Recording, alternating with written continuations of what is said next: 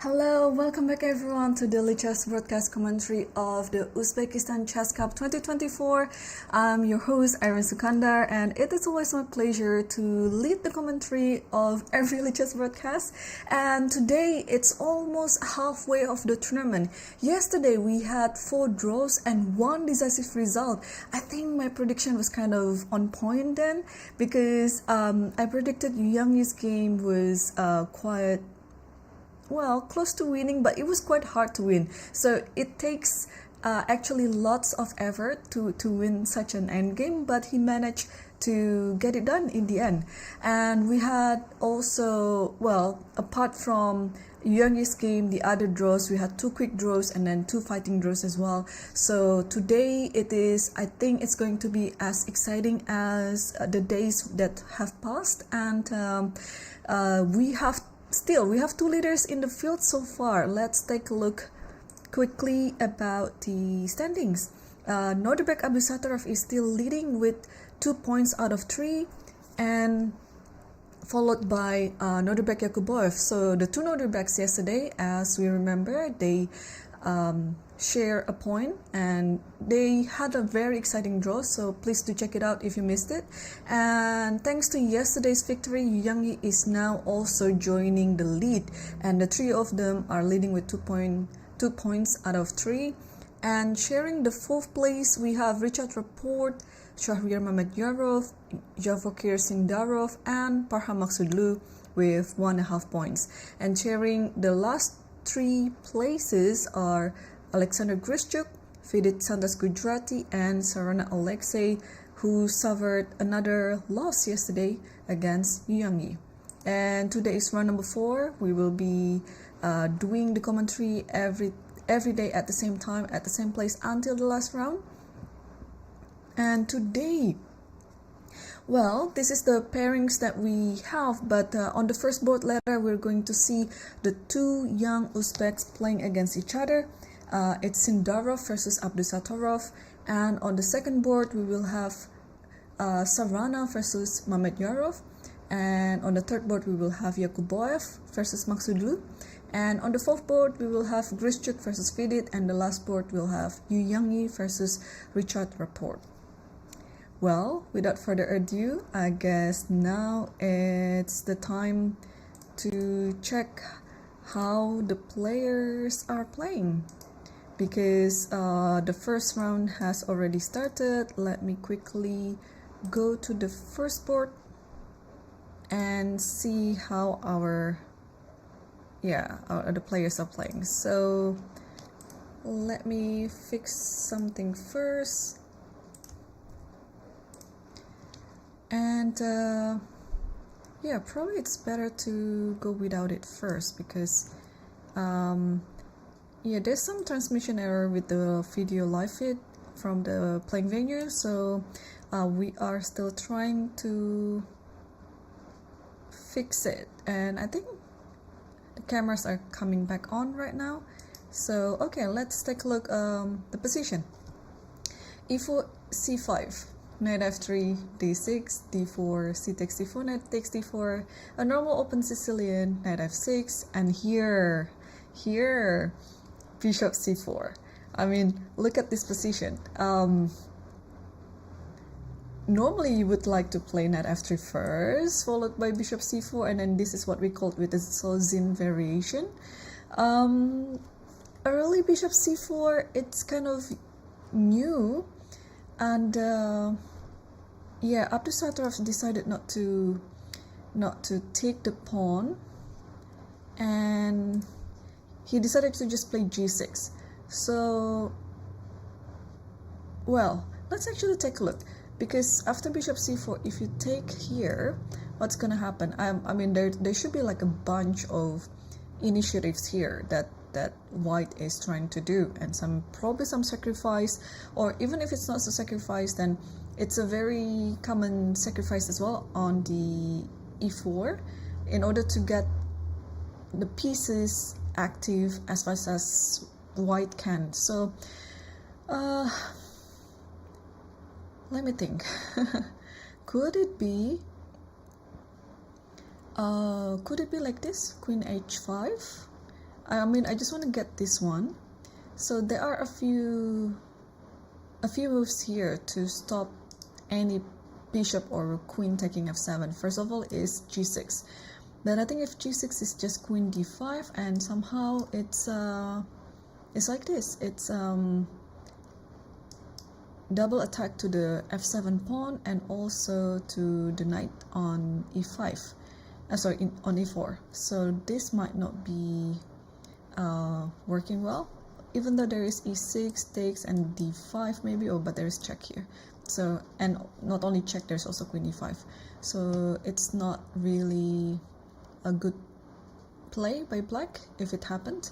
So another thing is after knight takes e4 and queen h5, if you play e6 trying to stop this bishop controlling f7, this pawn is kind of hanging, so we can take it with either the bishop or the knight, but which one is better? Which one is better? Because there's some idea like this as well, like bishop takes e6 and then queen e7, and somehow after bishop takes c8 there is this check to g3, and then the queen is lost.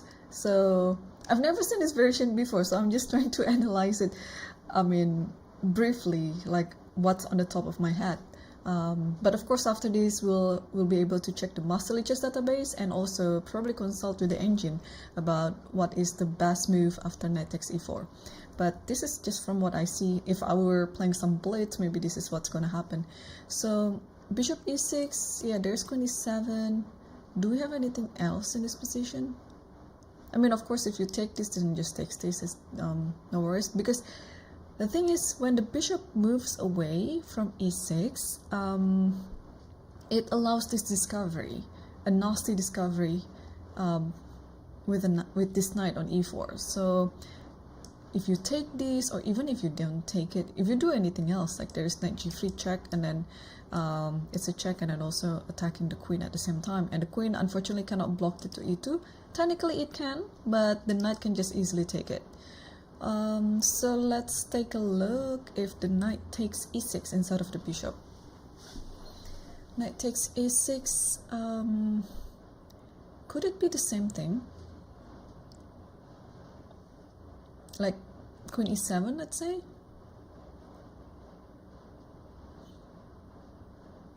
Because after this, then knight check here. Or, oh, hang on.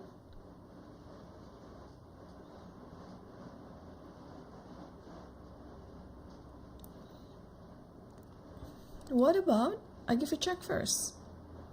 Does it give any difference? Maybe the other one actually. Bishop e6, queen e7, and then give a check on b5. Although the knight can also jump to c3 later. Okay, this check, and then probably knight c6. But if knight c6, knight takes c6, yeah? And then you take it with a check. So what then? If knight here, let's say,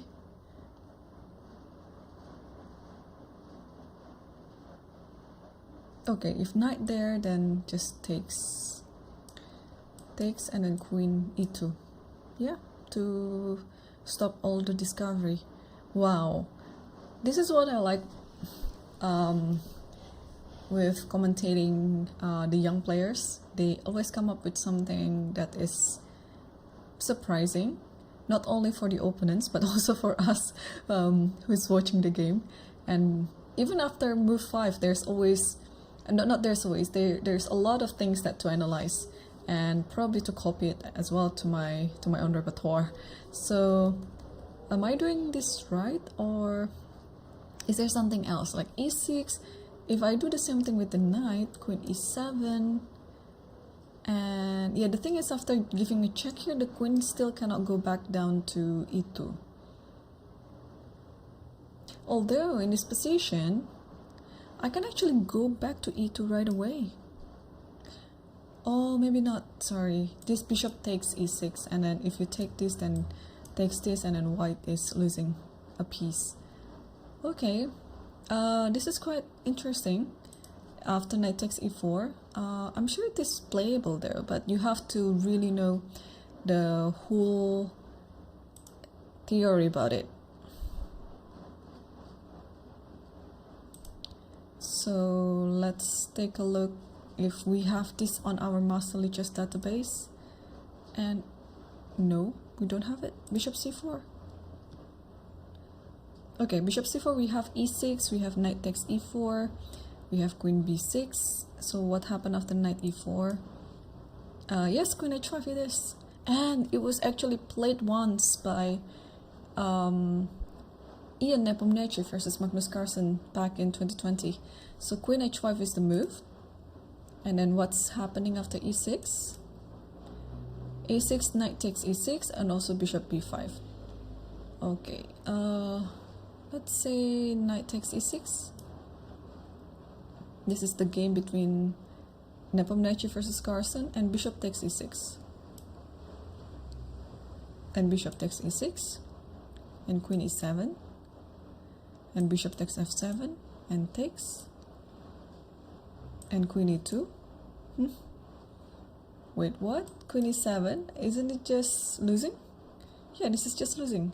So this might be just some bullet or blitz game then. I don't think this game was actually a classical game between those two. Yeah, so alright. Now we gain our understanding on this position. Now, after everything, let's take a look what the computer says after this. So apparently after knight takes e4, it's still not a mistake. Knight takes e4 is totally playable, and it's still like a 0-0 position. But queen h5 is actually the move. e6, and here you have to play bishop b5. What's wrong with taking? Because we saw the two variations taking e6 by different pieces. If this one is a mistake, because just takes this, and queen e7 like this. And again, the knight is stuck. You cannot move it anywhere else because there is going to be a discovery on g3. Well, you can move it here, but it's just going to give you one less piece on the board. So if we take it with the knight now, is there any difference? And this is also lost because the same reason, just takes everything on e6 and then queen e7. And then another discovery is coming. So this is actually what happened in the game. So that's why after queen h5, e6, we have to play bishop b5 check. But this is still one extra pawn for black. So how are we going to play this? Let's say knight d7, knight d7, knight e6. I think I can understand that. And after queen here, let's say knight c7, king d8, and knight d5. Just in time to attack the queen so that the discovery can still happen, but at the same time the knight can take e7. All right. Yeah, I mean, no wonder there are not so many games in this position because it is rather dubious. But again, the thing about preparation is you want to catch your opponent by surprise. That is a huge element in considering dubious line. Okay, so if the check is blocked by the bishop like this, you still take e6. And the queen doesn't go to e7, it goes to f6. And bishop d7, knight takes d7, and you have knight f4. Yeah, you have to stop this, yeah? Queen takes f2. And this is actually better for white. So to maintain equality after this check, it has to be knight d7. But again, yeah, this whole variation is quite complicated. And after knight takes, knight f6. This is the move. And after knight takes d8, you take also the queen. And after this, you take, what do you take here? Oh, you take here. Oh, it's a funny position because the knight looks like it's gonna be trapped. But how are you going to take this one? If you take with the king, knight takes f7. If you take with the bishop, knight takes b7. No, it's so funny. And then if you take the knight, then okay, black is not winning anything. Yeah, I can take the bishop or I can move away with the bishop too, it's fine. So here, bishop takes d7, knight takes b7, and after bishop c6, a double attack to b7 and g2, knight f5. Okay, this is so long and to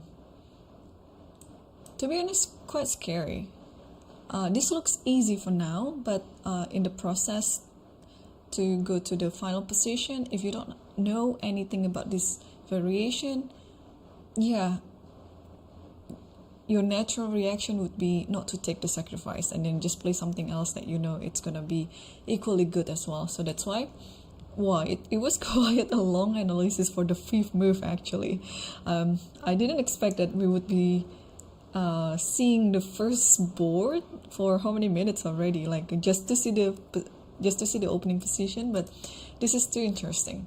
So that's why although knight e4 is totally playable, but again, you have to have some prior knowledge about it and be ready for every responses that white might have. So here, it is very, very understandable that Abdusattorov just wants to change it into like a dragon type position, and that's why after bishop c4 he played g6. And then after g6, now we come back to literally the classical dragon position. Knight c3, bishop g7, bishop e3 castles, f3, knight c6. Okay, so that much is done. And yeah, I played this type of dragon too, against dragon actually, but without bishop on c4.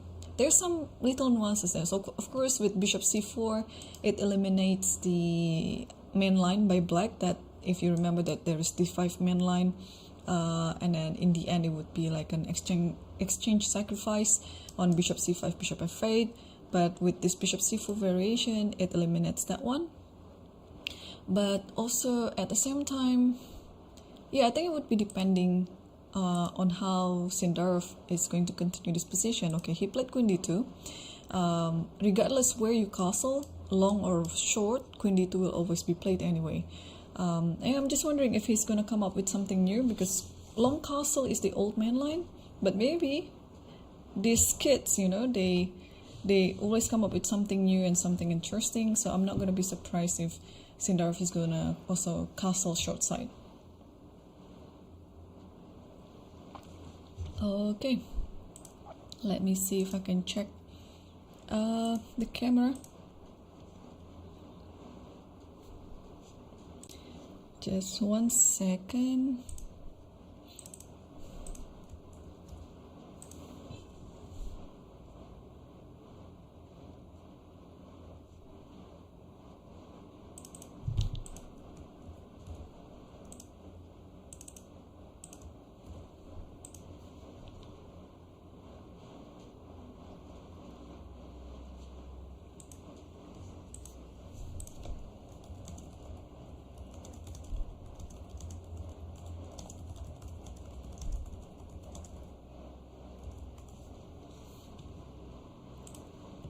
Okay, what about the second board between Sarana versus Mamedyarov? Yeah, Sarana already suffered 2 losses. The second round, he lost to Parham Maksudlu, and yesterday he lost again against Yangi, and hopefully he can bounce back. Today he's playing white. I mean, every single opponent in this field is absolutely strong, so it's really hard to even get half a point. And speaking of half a point, if in the candidates we remember that every half a point in the open section, it counts as 3,000 something euros. I can't remember exactly which number, but it was above 3,000. It was crazy. It was such a huge prize won. But here also we have quite a big sum up of prizes with a total of 166,000 US dollars. And in the master section, if you're not among the top winners, you still get 5,000 at least. It is how big the prize sum is. Okay, let's take a look what's happening on this game. Looks like it is a Slav, and the 2 knights attack and a4 bishop here, okay, and takes this, and everything is still pretty much in the theory. Yeah, h3, h6, queen e2, and bishop h7. All right, now what do we do here as as white? We want to attack, probably trying to get this e4 work at some point, but obviously not that soon, because yeah, bishop takes and then bishop takes e4. So also I want to develop this bishop. Can I just go to d2 then? Or what else can we do? What about we play rook d1? I mean, those two moves are kind of interchangeable. I think you can eventually you'll play those, unless you want to fianchetto your bishop to b2. But how are we going to deal with this? Knight on c3 being attacked by the bishop on b4. What else can we do? Yeah, the thing is, this will allow a5 at some point. f5, probably knight, not a7, knight a6, and after some bishop d6, the knight will go to b4 like that. So although white is trying to play in the center, but yeah, actually I like this setup with the bishop and the knight. I mean, it prevents e4 to come, and black looks rather solid, but I think white is still, as usual, white is still slightly better. Do we have Oh, we have many games actually in this position. Yeah, the top two moves are rook d1 and bishop d2. So I think, yeah, Sarana is still trying to remember what he's prepared or what he knows on this position. And so we can go back to this game after some time later, and let's check what is our leader doing. Another leader, Yakuboev versus Parham Maksudlu. And here we also have another d4 game, d4 knight f6, c4 e6, and we have, yeah, this bishop e7 is, how to say it, this is a type of move that gives flexibility to black's position. If you also notice that there these days on on the third move even, black will play something that's unusual but will eventually transpose to something that we already know. So bishop e7, I suspect it's gonna transpose to some big opening anyway. Castles, e4 and d5, although this might not be, yeah, castle early like this, it's allowing e4 of course. So usually if you want to go back to the queen's gambit decline, you just play d5 in this position, and then of course this is like the main variation, and white can play many moves here, bishop f4, bishop g5, or even like e3, the close one. Or if you want to play the exchange, then you can take on d5, many things. But here, Parham intentionally avoiding that, and he just played castle. And what we see right now, e4, d5, cd, ed, and e5, knight e4, is something that looks like, in a way, it looks like it's a kind of like an Italian game, if you know what I mean. But usually it's with the knight here, bishop here, and then soon black will play f6, which I think f6 is going to be the main idea of black in this type of position, because you always have to challenge this pawn on e5. That's like the principle. When you have when your opponent has a pawn on e5, or if your opponent has a pawn on e4, depends on what color you are, then you have to challenge it with f3 or with f6. So knight e4, bishop d3, knight takes c3, bc3, and c5. Because obviously in this position, although f6 is the main idea, but this bishop stands too strong.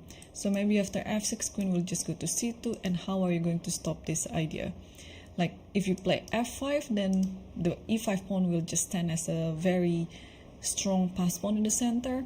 If you play g6, here white can actually considering sacrificing the bishop. Or if white is not willing to commit into such a sacrifice, then this h4, h5 looks also a very good plan to me. So that's why you are getting ready with queen c2 by playing h6 later. So it's better not to... Oh, speaking of h6, we can actually do h6 here, but as you can see, after h6, all the light squares will be just white's domination. So I don't think this is a preferable position for black. So that's why after b takes c3, here Parham played c5. Of course, this is another principled move. You have to challenge your opponent's pawn formation in the center. So if f6 is not really a good idea for now, c5 is very acceptable, and then you just want to put your knight on c6.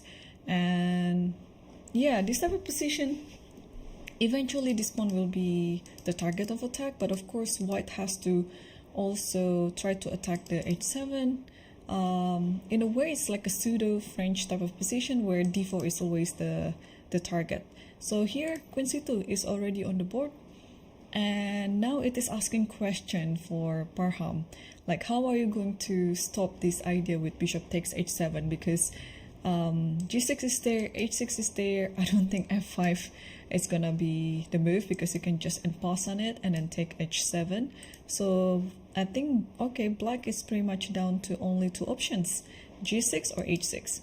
The thing with g6 is, I think this is what Yakuboev is looking for. First of all, I can put the bishop here first, although I'm not not sure if it's the right time to do it, but I always like this idea, h4. But again, this position is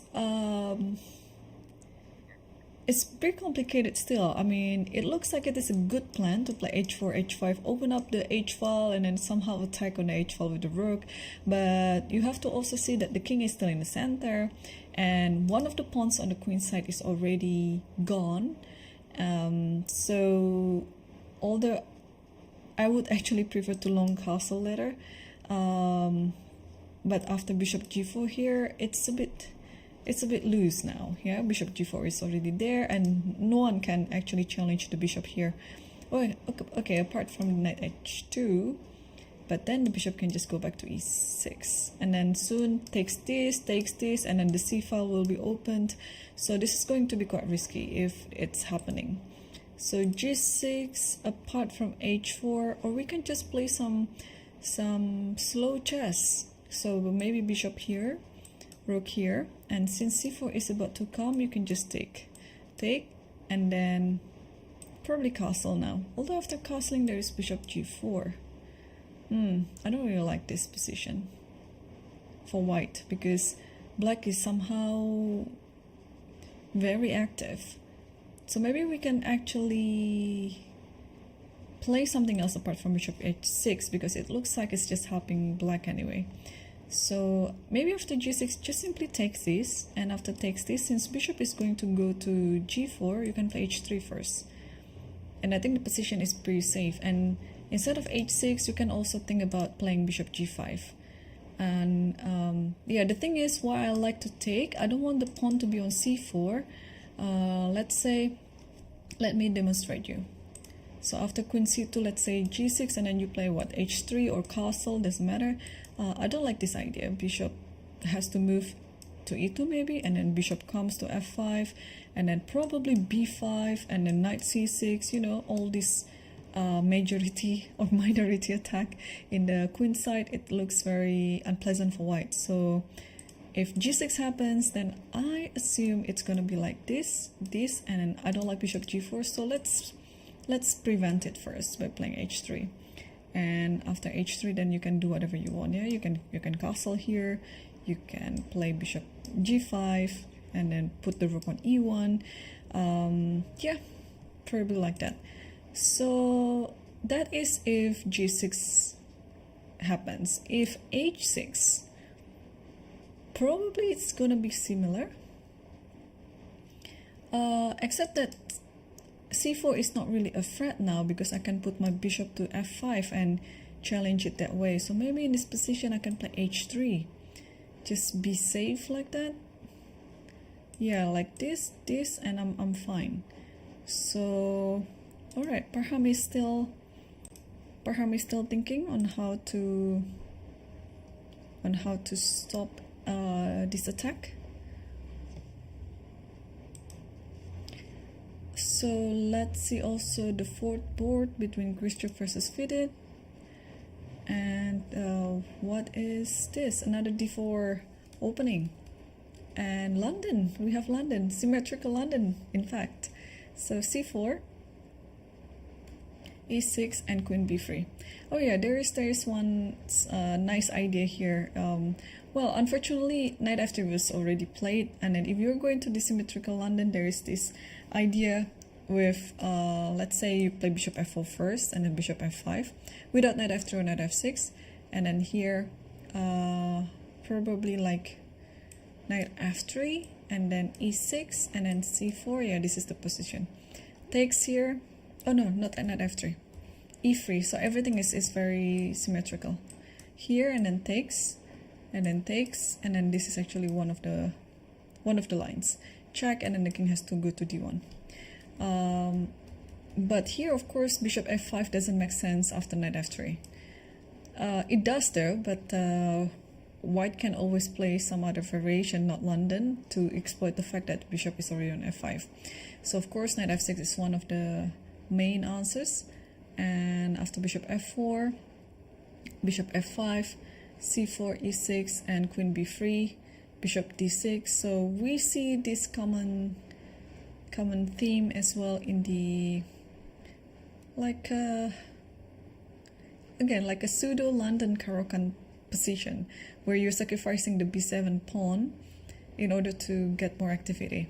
So takes, and takes this one. So let's find out in this position if queen takes b7, because this can happen after bishop takes d6 as well. So let's just try to understand what is going on.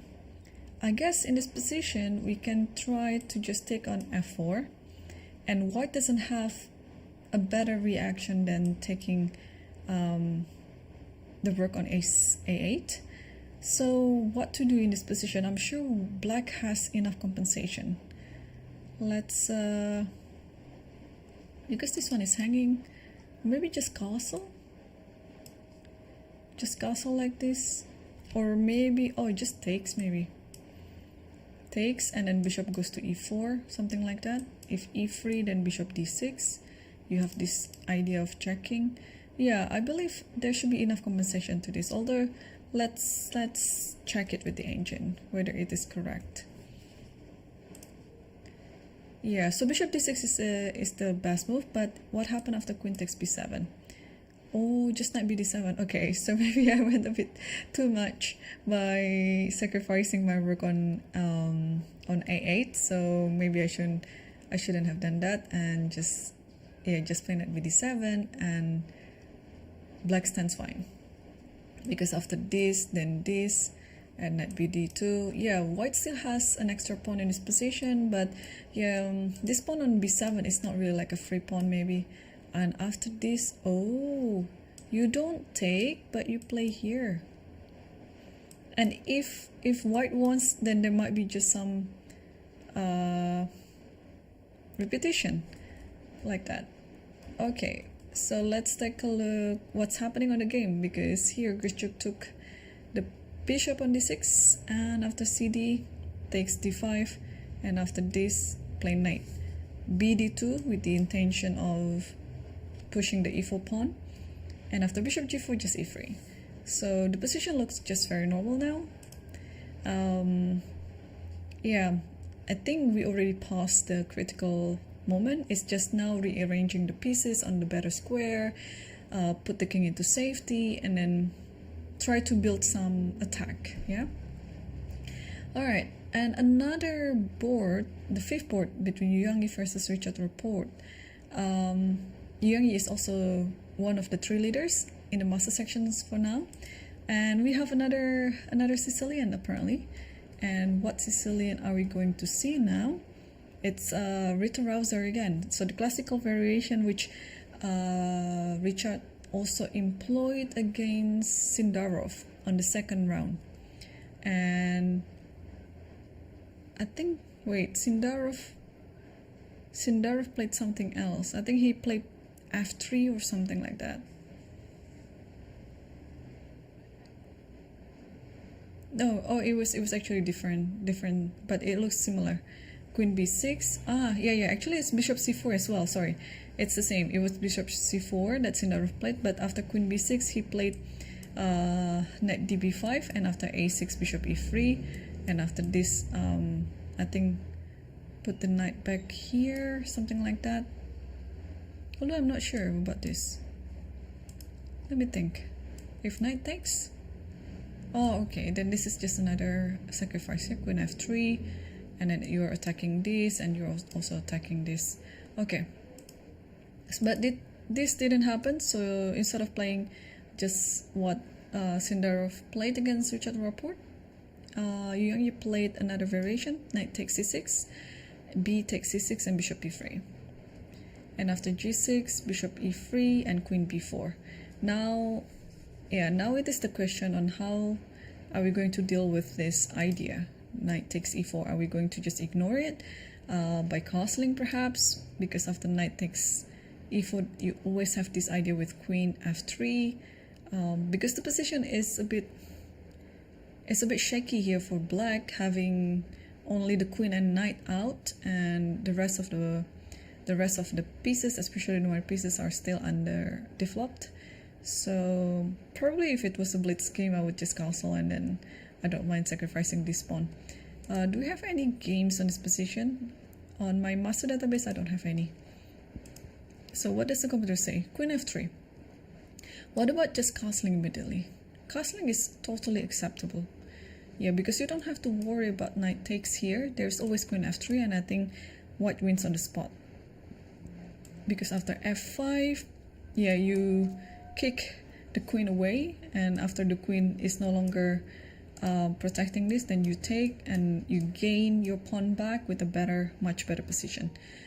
So yeah, castle is totally acceptable, but the computer here suggested to play e5. Just take a look at that, e5, and if you don't take the pawn will take the pawn. So black has to take it, and after that queen f3. And if you stop queen c6 by playing, what can you play in this position? Bishop b7, let's say. It looks natural to me, and you just castle. Wow, if it's going to happen, it's just gonna be the most exciting game of the master section so far, because it is another sacrifice in the center of the game, and it is actually a long-term sacrifice, because you'll never know when you're going to regain your pawn back.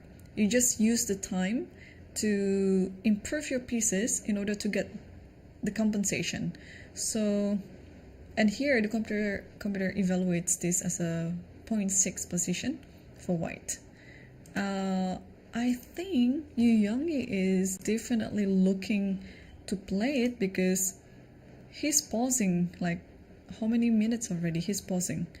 So yeah, let's see if he's gonna come up with e5, or will he just play normal move like castle or not.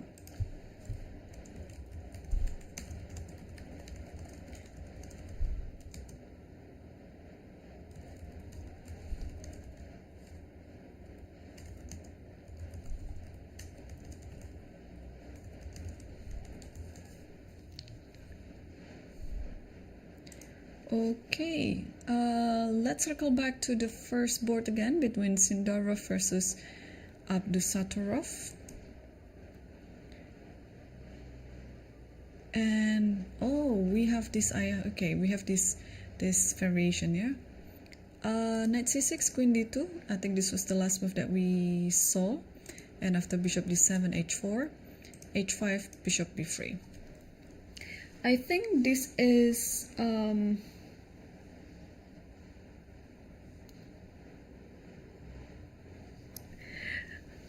I think this is the time to also remind you guys that there's a 15-minute delay in the broadcast. So what you're seeing now is from 15 minutes after.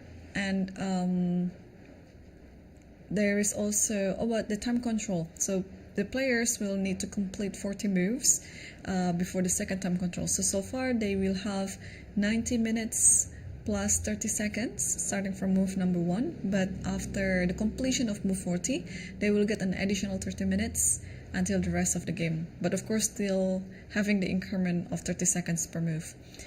Alright, so h4, h5, bishop b3, a5. This invites a4. But also if you play a4, then there might be just a very good outpost for the knight on b4. So maybe it is wise to just play a3, just to give a space for the bishop on a2 like that. Although, what is the idea here? The idea might be just to play a4 actually, followed by knight e5. So you kind of have to prepare, yeah? After a4, I don't think you can take the pawn, and I don't think you should go back to c4, so maybe just a3. Or if you're brave enough and seeing that there's nothing else with a4, it is fine. But what I don't like with this a4 is it gives this sweet square for the knight on b4. And yeah, so maybe just a3, this position. And you still kind of wait until the push of the g4 pawn actually. But of course not anytime soon. You have to get ready with everything else. So in this type of position, usually white would like to close everything down in the queen side, because I think the king will just castle on the long side there, and try every every single thing to play on the king side to attack the king. But yeah, we still don't have a move yet from Sindarov, and he's been thinking, okay, this is just new, yeah, just very recent. It's just 2 minutes ago. Okay, and what about Sarana versus Mamedyarov?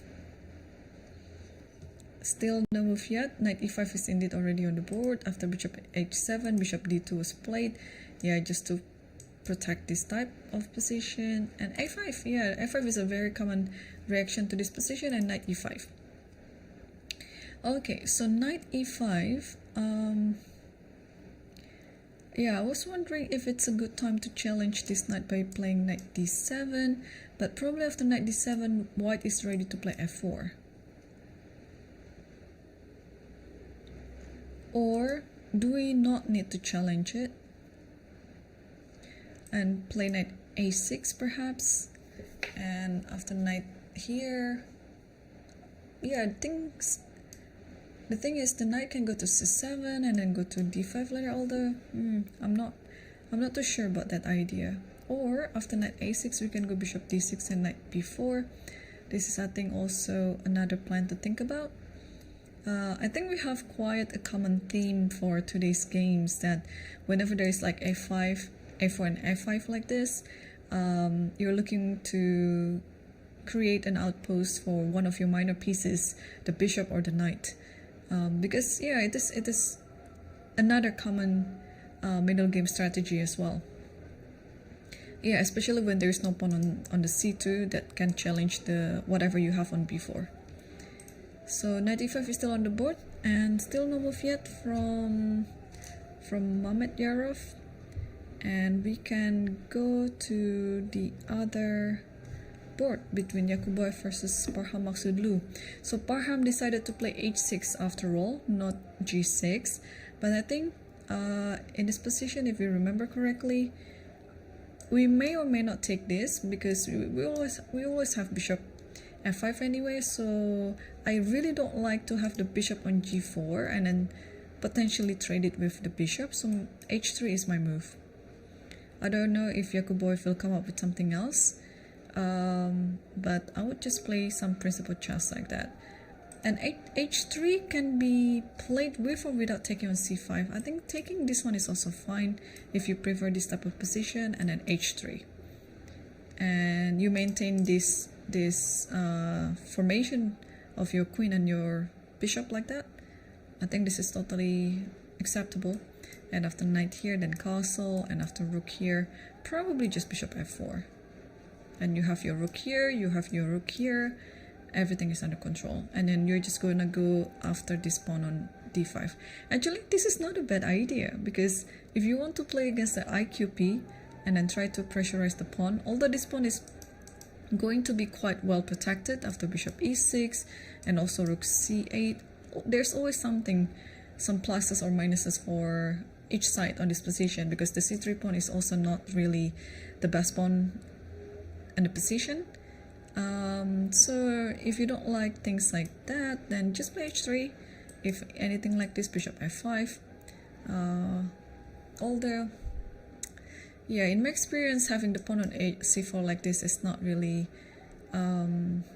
what white wants in the position, because if you think of a long-term plan, just think about all this pawn coming forward and here, and then yeah, this pawn will somehow be a pass pawn. So now maybe I'm leaning towards taking c5 first, and after bishop takes c5, or bishop may not take it. Actually, bishop can just go to g4 now, but bishop g4, knight d4 takes, and maybe it is giving time for this one. Where does this bishop go? Yeah, maybe in this position the bishop in g4 is just wasting time, because you cannot go here, g4 is coming, you have to go back, I guess, something like this. But the position is pretty okay for white, and white can just continue developing the pieces by castling and bishop moves and anything like that.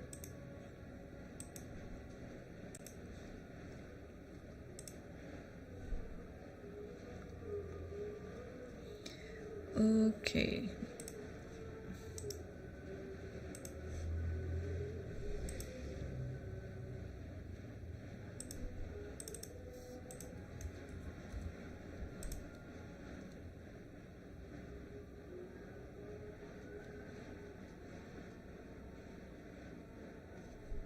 Let me check something.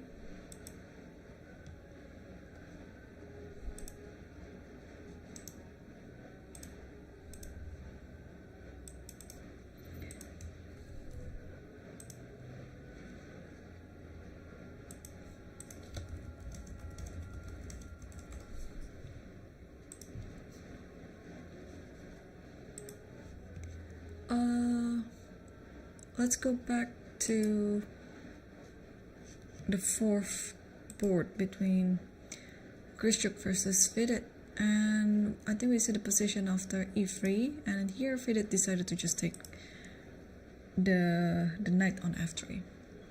Alright, so I think any capture is good here, although probably I'm leaning towards the knight because even though I like to play in the center like this, but whenever there's e4, the knight can have a very good post on f4. So unless you play something like this, but now the knight will get heavily protected maybe by playing knight bd7. So probably here just takes here and then play the normal position. Bishop d3, castle, and then play the rook to d1 and rook c1. Yeah, I mean, things are looking fine for white.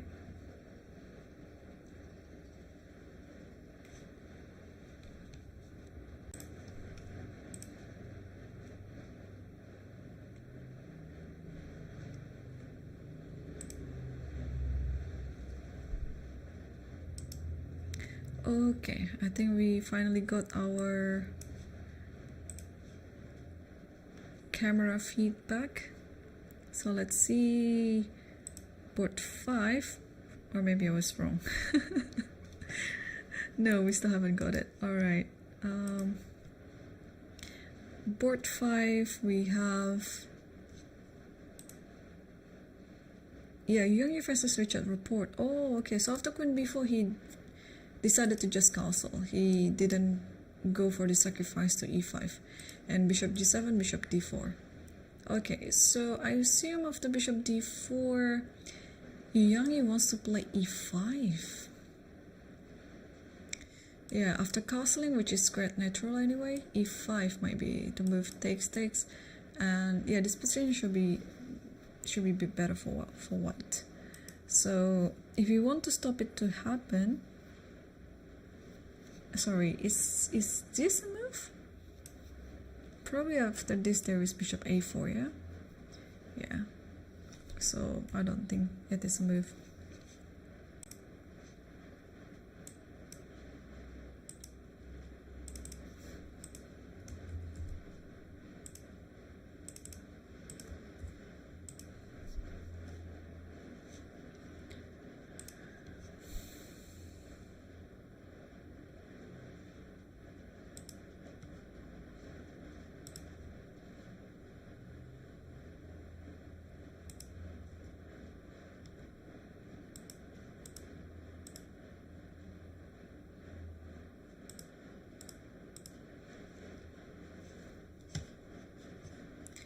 Okay, let me also quickly check if we have interesting position from the challenger section.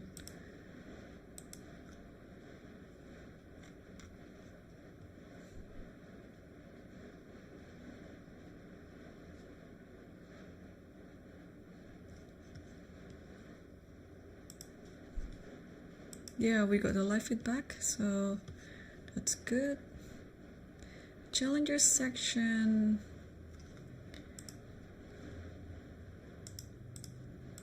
So we'll be focusing mainly on the master section, but for the challenger section, the ranking after the third round, it has a sole leader with 2.5. It's Alexander Injic from Serbia, and second, sharing the second place is Fakidov Shamshidin with Abhijit Gupta, and then sharing the fourth place it's Yilmaz Mustafa, Donchenko, and Fakidov Jahongir. Yeah, all of the sections here, they're terribly strong. So about the games, let me take a look. So far everything is still in the opening stage, but maybe the leader of the tournament, UzChess Alexander, has quite an interesting position, so let's dive in right to his game. So UzChess is playing against Fakidov Jahongir.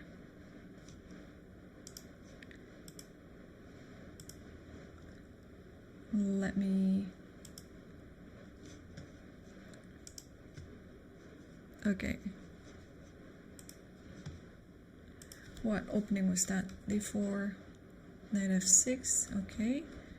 And we have like some sort of Grunfeld now. Queen b3 takes, and castle. e4, a6, e5, b5, queen b3, knight d7, e6, f takes e6, and bishop e3. Knight goes back to f6, h4, queen d6, and castle. Oh, who's better in this position?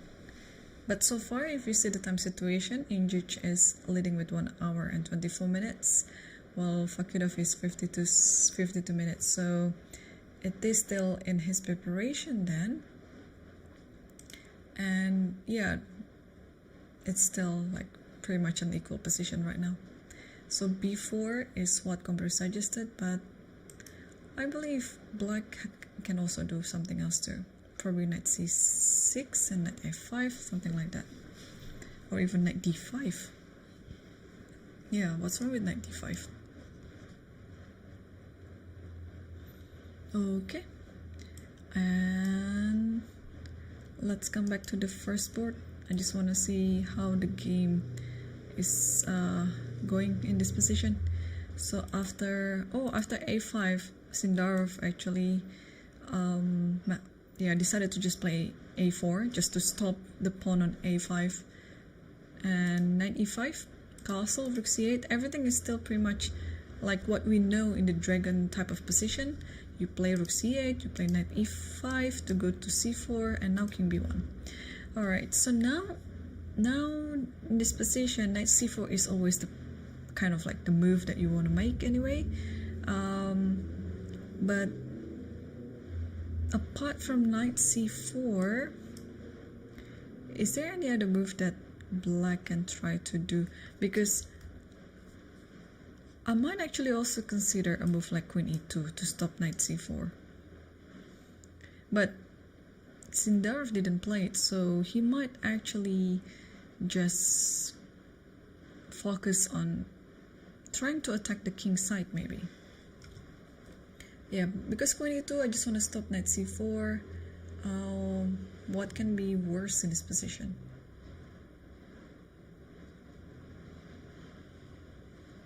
Because of the king b1 and knight c4, are you gonna take, or are you gonna play this and allowing this to happen? Probably knight takes here, yeah? Takes, and you play this position. But okay, I agree that this bishop is now very strong. You cannot really challenge it, and then maybe soon you have this g4 h5 idea. Interesting actually. Yeah, this is interesting. So apart from knight c4, what can we do here as black? Queen c7.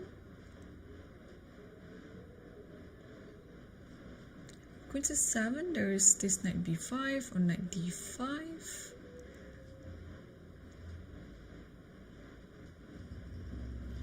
And the computer says that this is better for white. Whoa, this is quite thick actually, 0.7. The evaluation is 0.7. So I think h5, I don't like this idea h5, although it is the best move, yeah? h5, bishop b3, and you should play knight e5, but a4, okay, a5, a4, you have to take on d4, but knight e5, castle, rook c8, king b1, yeah. So if you continue with knight c4, or you just take takes, and then be free. Wow. I wouldn't have thought of this move because I don't want to open this diagonal for the bishop. It looks like it makes it easy, but again, with computer you can always play anything, yeah? And the rook has to go to b4 and knight a2, rook b6, knight c, wait, what? Knight c3 again.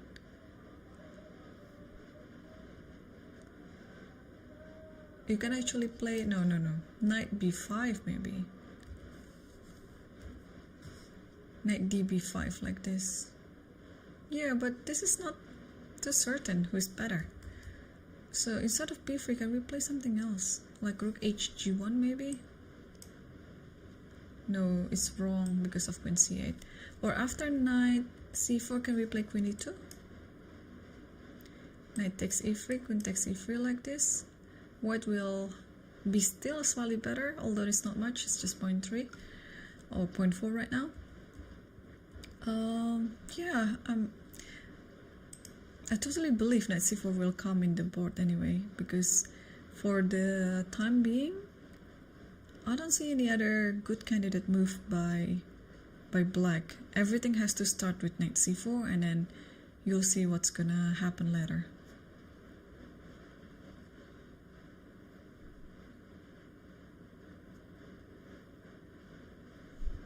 Okay, and let's quickly take a look what's happening on the second board between Sarana versus Mamedyarov.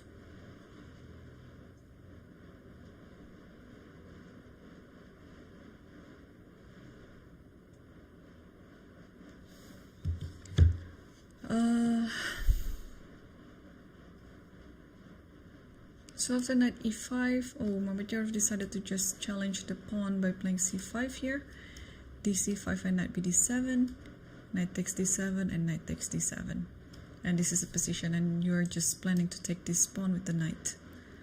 So probably, what do we do? Rook fd1, knight takes and bishop e1 like this.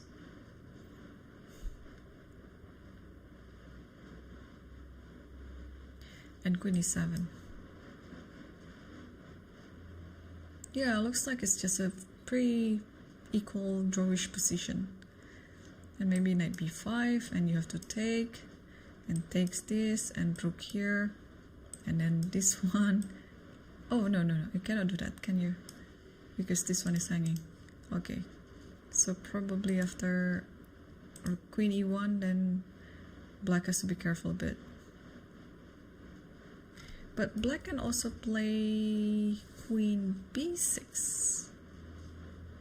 Try to protect this pawn. Yeah, queen b6 is totally playable. And after this, now takes, and then rook here. Should be fine. Yeah, this is pretty drawish for now.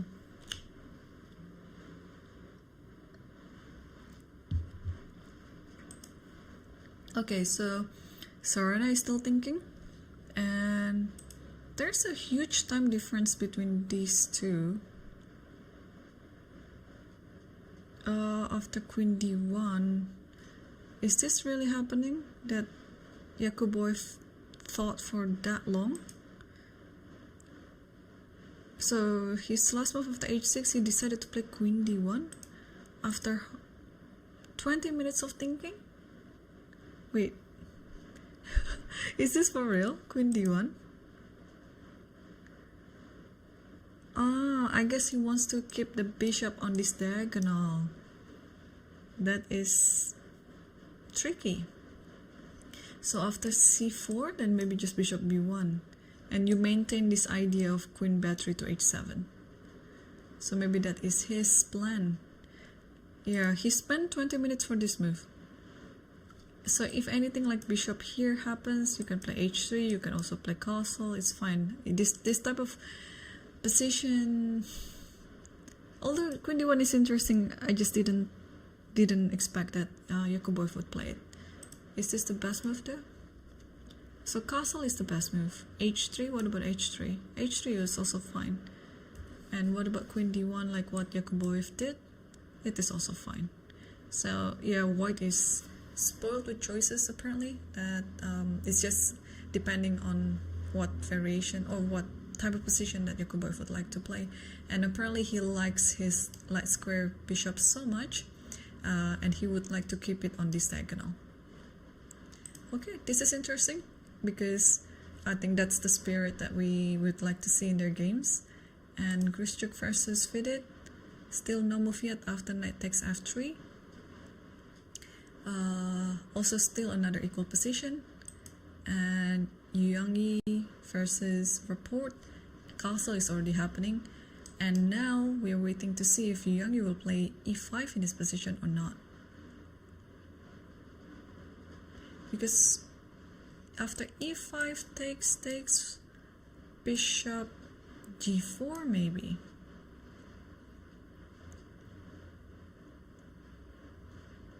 Yeah, just to provoke f3. But if the queen moves, then I think it's time for the rook to also develop. Maybe rook a d8 like this.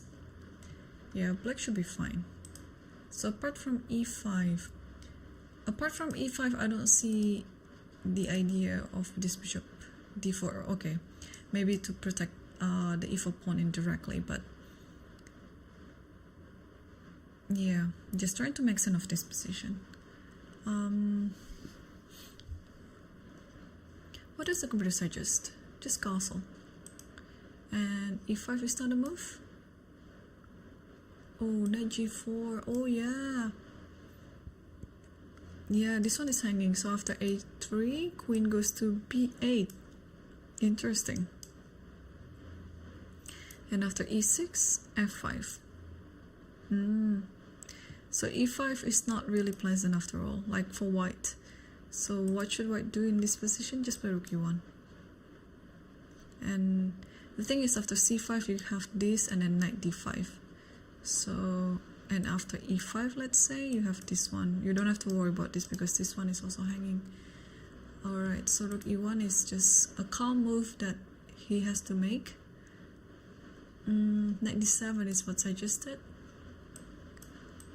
Bishop takes, king takes, and queen d2.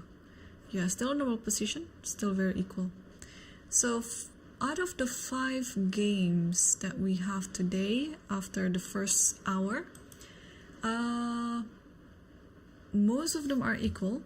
Only the first board actually, between Sindar versus Abdusattorov, that might be giving us some decisive result for the time being, because I'm sure things can change in the next hour or two. So for now, I think Sindar played all the best move. After king b1, knight c4, he took and played b3. And I think we analyzed the move of rook b4 and then after that knight b5. But here Abdusattorov chose to play rook c8, but still white played knight db5. So I guess this type of setup is quite solid for white, because white wants to play maybe bishop d4 at some point to challenge this bishop. And again, the main or the end goal would be just to play g4 and attack the king. But white has to be quite patient about it, because it's not happening yet for now. Yeah, it's still quite a mess, especially around the queen side. So white has to settle it down for a bit. Alright, while the players are thinking, and still everything is still in the equal position, and I have also the view of the live positions in the breaks. So I will be back after a few minutes, and yeah, stay tuned.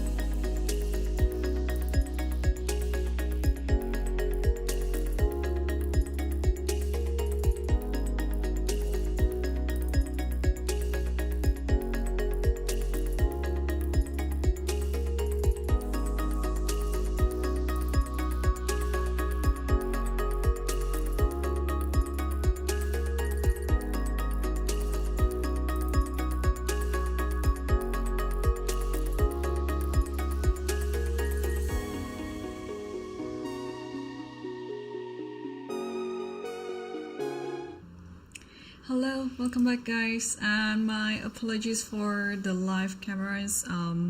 There's nothing to do in my end. Everything is being set up in the playing hall. So yeah, I'm just going to hope that it works well, but unfortunately there's of course some unexpected things that occur. So yeah, my apologies for that. And while I'm waiting for the cameras to be back on, I'm afraid you have to be stuck with me. I hope the games can make up for it. So let's continue our analysis. And in the game between Sindar versus Abdusattorov, I think we left it in the point where knight db5 happened. And here Abdusattorov played king h7 and bishop d4 is already on the board. So this type of moves is of course going to be quite a move that automatic to be played, because you want to challenge this bishop. Otherwise this bishop is going to be quite dangerous along this diagonal. And again, I'm just waiting to see when white will be able to play g4, because if it happens, then we're going to see a very attacking game here. Meanwhile, usually in this type of dragon, where white is attacking the king side like that, black will try to attack the queen side. But thanks to all this setup that white has, I think the queen side is quite unpenetrable. So yeah, Abdusattorov is totally having a tough moment here. And let's see if the computer agrees. Yeah, now actually the evaluation is getting bigger, like plus 1.1. So that's not good news for Abdusattorov. But yeah, the game is still young and things can happen in some point later in the future. So of course we'll keep an eye on this, because this is our leader game, and also the game itself is also very interesting. But let's see the board 2 between Sarana versus Mamedyarov. Looks a bit quite slow, but I think we predicted most of the moves that they're going to play anyway. I think we see the position after knight bd7 takes and rook fd1 and knight takes c5. So I think I analyzed bishop e1 here, but of course white is not limited to just one move in this position.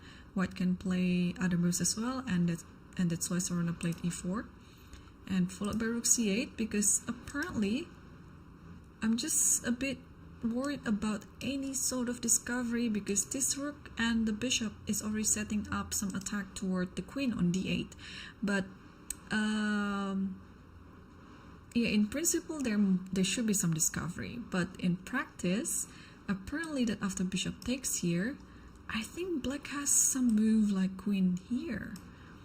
The idea is it's of course moving away from the attack from the rook, but also it's attacking the bishop and attacking the e4 pawn, which I think this e4 pawn is more valuable than the pawn on h6.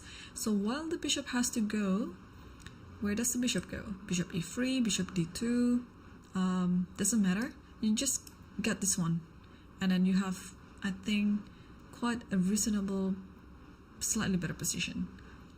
And if the bishop went to d2, I don't think it makes anything better for white. Yeah, you can just simply take this one again. So yeah, so that's why after rook c8 here, Sarana didn't do this type of discovery, sacrificing the bishop on h6, but he just played a calm attacking move by playing bishop e3. Now where does the screen go? Because I guess pretty much everywhere, but of course not c7, because it only invites knight b5. So maybe in this position queen e7 looks good and very natural, and why not playing queen h4? Yeah, like what we saw in the other variation with bishop takes h6. Yeah, why not queen h4?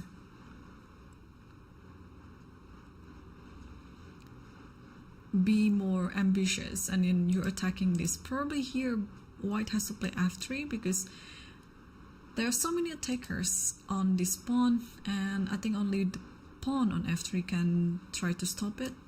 But this gives some empty diagonal, and I don't know if black can exploit it really fast because white also has this bishop, so maybe just king here and then bishop g1 and then put the bishop on h2, something like that.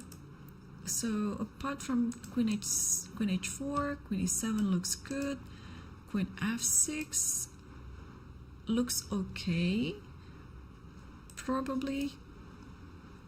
You just want to attack c3. The thing is, this rook is kind of stuck guarding the pawn on a4, so yeah, I think this is also another acceptable position. But you just have to be ready after bishop d4 and never ever ever play e5, because you're just leaving this spot, a very good spot for white's piece. Let it be bishop or the knight, so the queen has to move again. So even though the queen f6 looks okay, but I don't think that's the best square for the queen to go.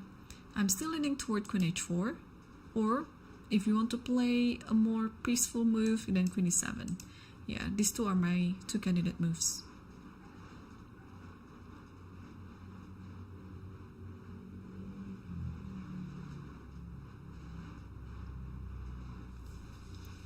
So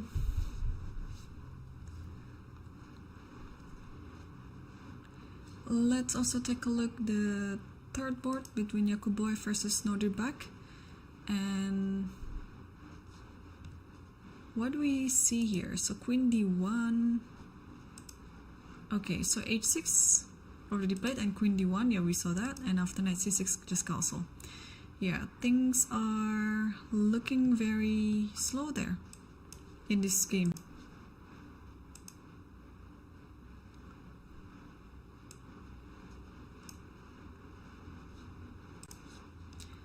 And Kristrup versus Fidit.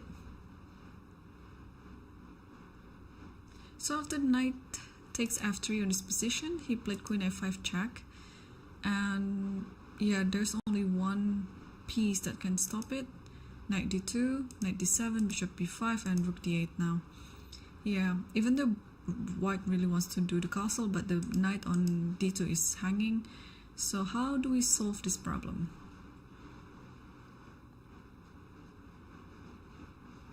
Yeah, black doesn't have any problem in this position at all. And after e4, knight can always jump to f4, and but maybe the question now is if white is able to just do long castle. It looks like the c file is open, but there's only one check here, and then you can just go here. So maybe it's fine. And the check is actually not that great because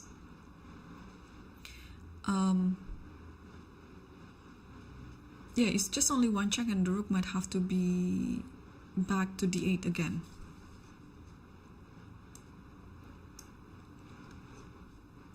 Alright, so rook d8 is still on the board. Let me see if we have the live cams on.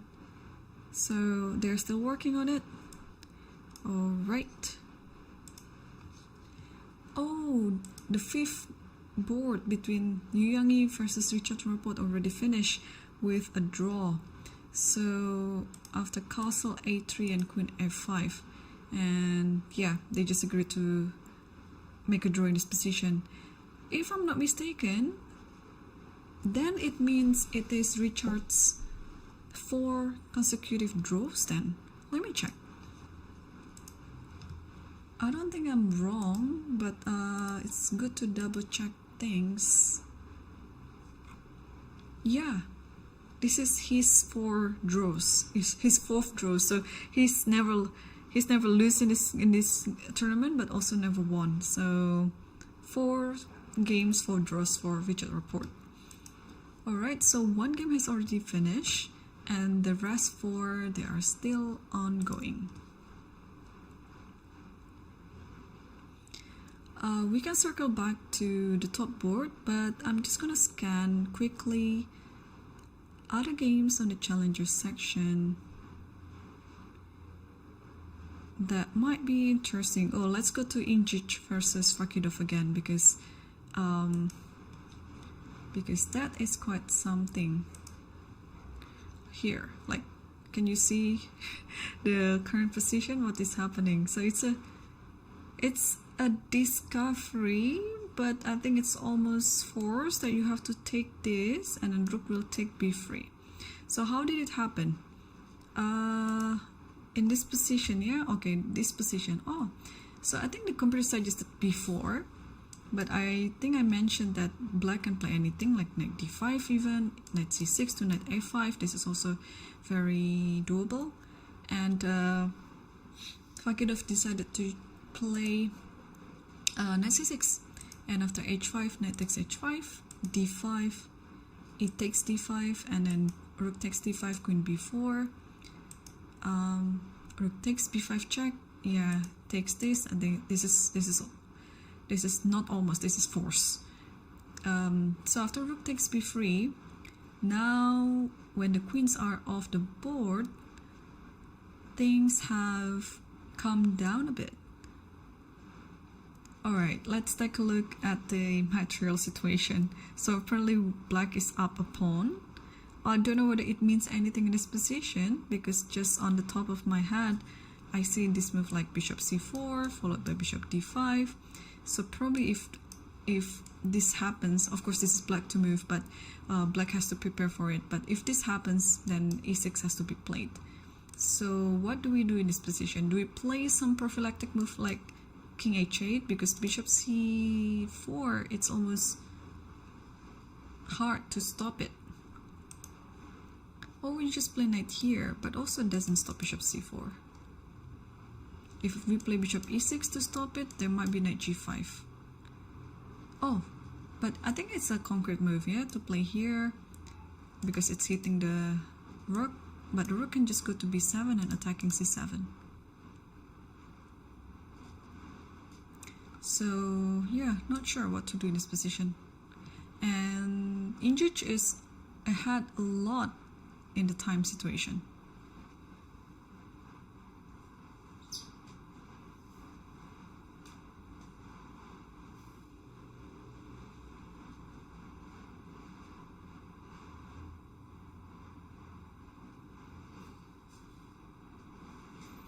Okay, so let's go back to the first board, because I really want to see how this game pans out.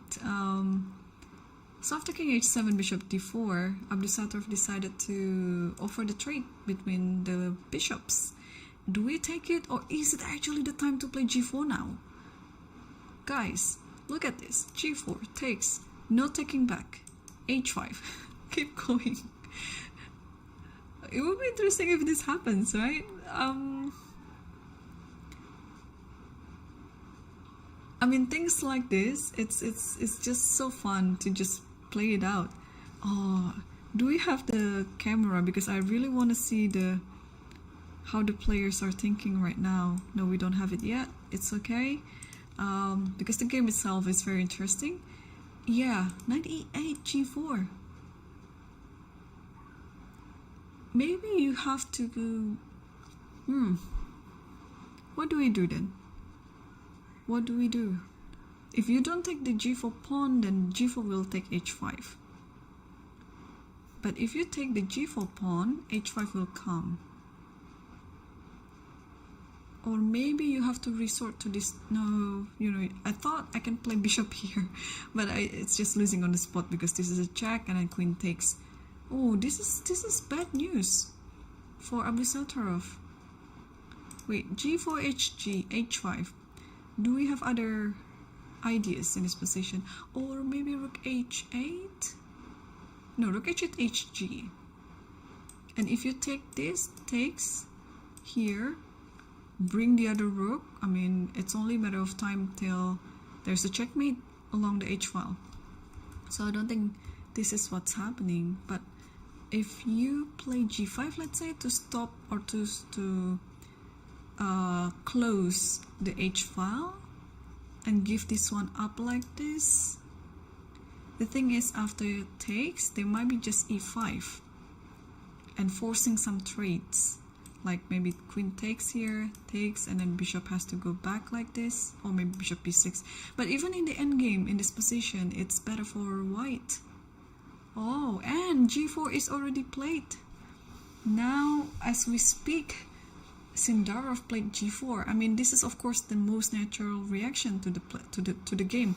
Even with the knight on f6, players would consider g4 anyway. Moreover, this position when the knight is already away from f6 square and no longer controlling the g4 square. Of course, now g4 is just the first move that comes to mind.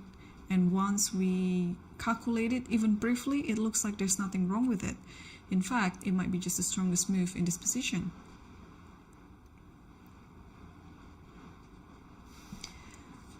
What is the evaluation of this position? Still maintaining the plus 1.2. And I don't think knight e8 is the best move. Or maybe it is with this. So what the computer suggests is after g4, you have to take this bishop. And after, okay, you can take it with either the knight or the queen. Yeah, actually I'm curious what's the difference, but we will be able to see, we'll analyze those two variations, yeah. And let's take a look with the queen, and then you have to play rook c5. Oh, you protect it that way. I see. f4. Oh, the spirit of the dragon attack. Queen c8 and knight a7. Queen c7, knight d5 like this. All right, hang on. Let's come back to this position. Oh, okay. I was wondering why bishop cannot take g4, because this is hanging on d8. So if it happens, then you take the rook and GG, right? And after this, you take it back with the rook. So that's why after f4, computer suggested to play queen c8 so that this bishop can be freed. And although knight a7 is what's being suggested, let me see if any move like f5 works. It doesn't work because he just takes this and takes this. Apparently you have to take it with the knight and then hg first. Okay, still has to be careful though. It looks like white is just push and attack, but turns out it's not that simple. You have to still be careful, calculate everything, not to miss any of your opponent's idea. Okay, so this might be just happening in the game because any move like what we saw before, like hg or anything like that, it doesn't really making any sense, right, in the position. But this one I like. This one I like. I think this is like the best defense that black has, you know, to include the rook into the defense over the king side. So we saw queen takes d4. What about knight takes d4? Knight takes d4, you have e5 here. Although in such a position, it's more natural to me to take the knight on d4 with the queen.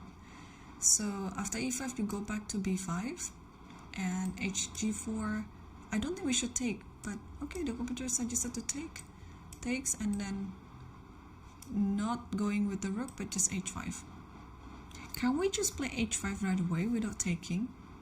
Like this, for example, which is also acceptable after g5 takes and then bishop takes. Rook df1. Oh, this looks pleasant for white. The computer gives its +1 position, but I think in practice you will feel bigger than +1. But Abdusattorov is still thinking, and I think he has to think carefully because yeah, this position is not easy for black to defend. On the contrary, for white, yeah, white can just throw in all these attacking moves, taking h5 or yeah, anything like that. F4, rook G1, you know, those are just the candidate moves. But yeah, taking d4 now and then rook c5 has to be played. Okay, depending on how white take it back on d4 though. Okay, let's see the second board between Sarana versus Mamedyarov. What is going on? So I think it's after bishop e3. Where is bishop e3? He played queen e7.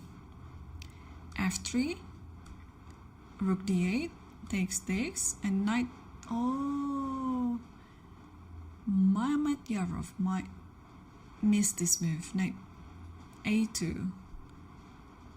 Because in this position, if you go to this endgame, these two bishops are very powerful.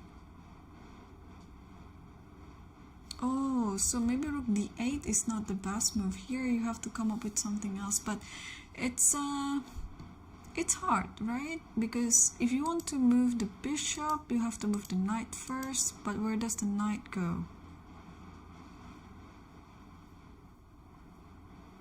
Because in this position, rook takes, I mean, of course this looks just still very balanced, but in the long term, after knight takes this, a, b, and yeah, this pawn might potentially be a weakness. And what is going on with this bishop? This bishop used to be like this, the strong piece, but now with this fence or this barrier, the bishop is no longer working.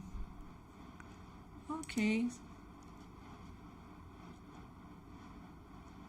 In fact, after knight takes, and then you can play b3, you can try to also exchange all the major pieces pretty much, and leave two bishops against the one knight and one bishop. I think the endgame will still be winning. Okay, so Mamedyarov is in trouble then. And we have another draw, another quick draw now, in the fourth board between Grischuk versus Fidit. So after rook d8, rook c1, king e7, and queen a4.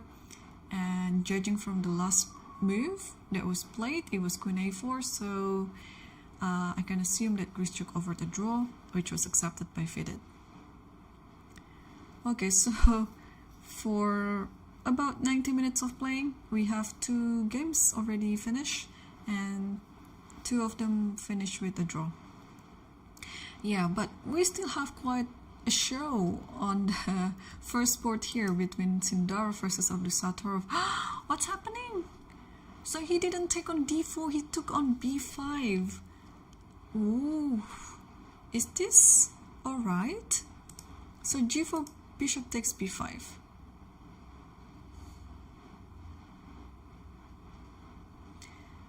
So naturally I would take immediately with the knight, and he just did it, yeah. And I guess the bishop is very important on d7, so that this pawn can be challenged, right? Now the pawn is just safely being put there as an attacking pawn, and you don't have to do anything with it. You can just let it be and then try to include all other pieces into the attack. Oh, I think after bishop takes b5, Sukandarov's advantage is getting bigger. Let's take a look.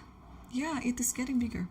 So it was like one, okay, it's not much of a difference, but you see how it is in chess. Like you started off probably at like 0.5, and then it increases to 0.7, it increases to +1, plus 1.2, and now after bishop takes b5, knight takes b5 is 1 plus 1.5. So when it keeps increasing like that, it means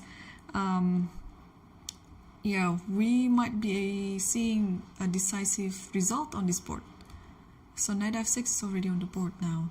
Yeah, looks like everything is defendable here. The computer suggested to take h5, and obviously I think you have to take with the knight, because if with the pawn, knight f5 is coming, then queen h6, you know. And okay, knight h5 should be played. And here, yeah, queen g5. At some point you push this pawn, rook goes to g1. Oh, this is not a pleasant position to play. And also, if you think about the endgame as well, Oh, the thing is, maybe after rook c5 there is knight f5. That is why queen g5 is there. Oh, that's tricky. Let's take a look. Rook c5. Because you just want to kick this queen away. But here you have knight f5. If you take this, this one is hanging. But if you don't take it, there's a check here. Also, rook will go to g1, and maybe you can sacrifice like this. Not even sacrifice, it might be just a pin. So things are looking not great here. Yeah, so but the move like gh, it's not very natural in this type of position, because it feels like you're giving a place for the knight to be steady and, you know, steadily defending the king, because it is all protected.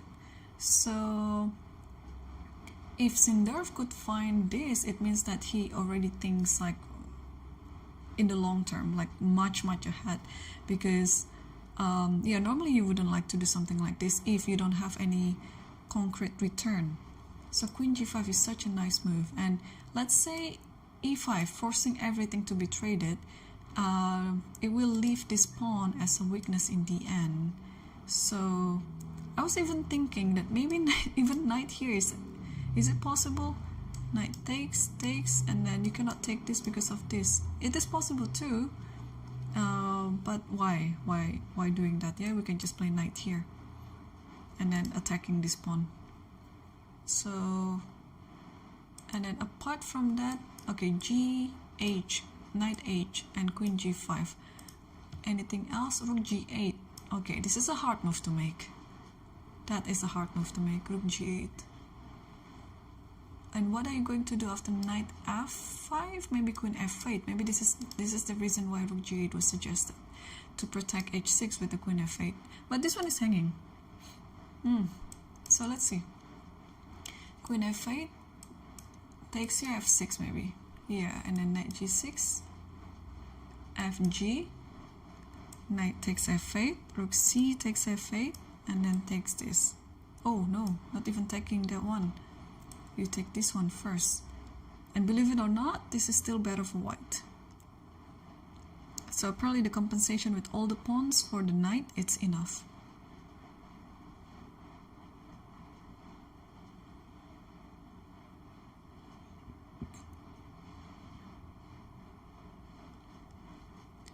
Okay, enough about this. Knight f6 is still on the board. They have similar time situation, 49 minutes and 46 minutes. And I guess we have our board. There you go.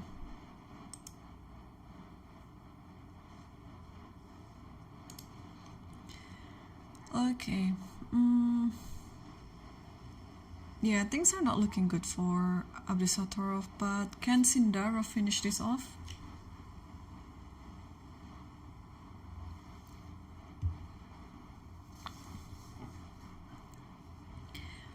Alright, let's move to board. Which one that we want to see?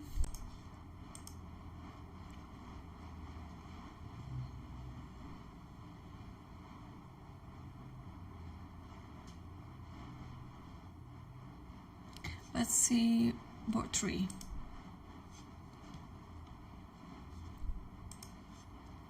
So here Yakuboev is one of the leaders, and another leader is Yu Young-yi. So Abdusattorov, Yakuboev, and Yu Young-yi, they're leading before round 4 with 2 points out of 3, and Yu Young-yi already draw, so it might actually change the leaderboard after this round.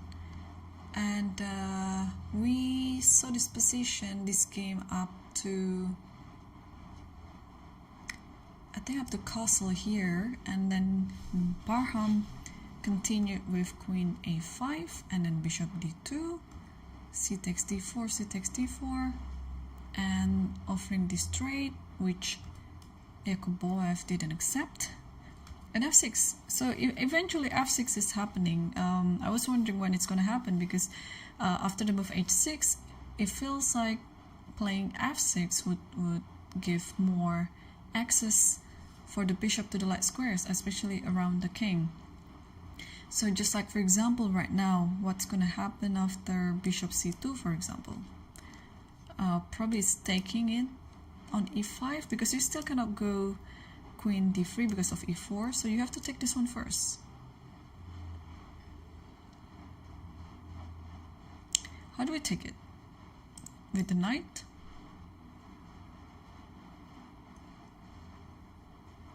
If taking with the knight, we don't have to take it back, but we can play bishop f5. Yeah, try to challenge this bishop.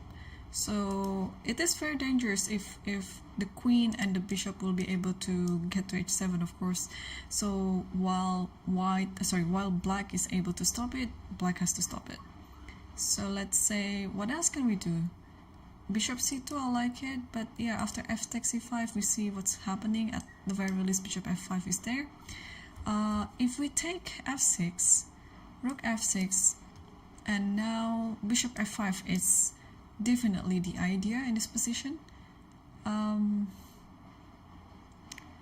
Yeah, not sure what's happening here. Maybe queen b3, because after bishop f5 I can try to play, oops, what am I doing?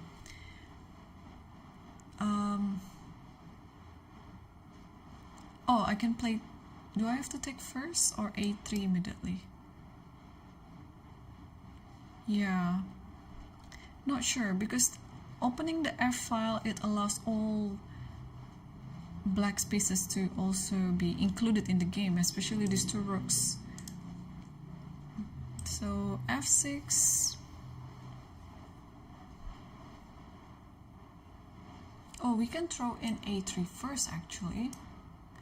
Although we have to be ready after bishop c3 what's happening.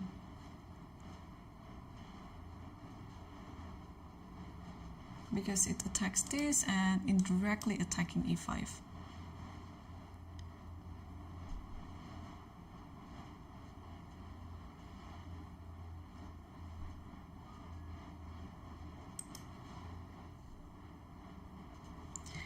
Yeah.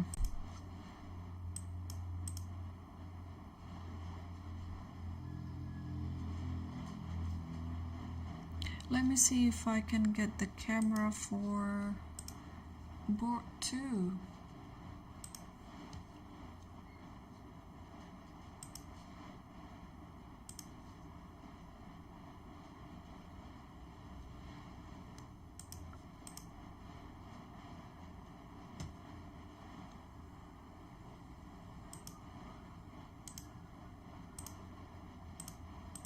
Okay. I think board 2 camera is this one.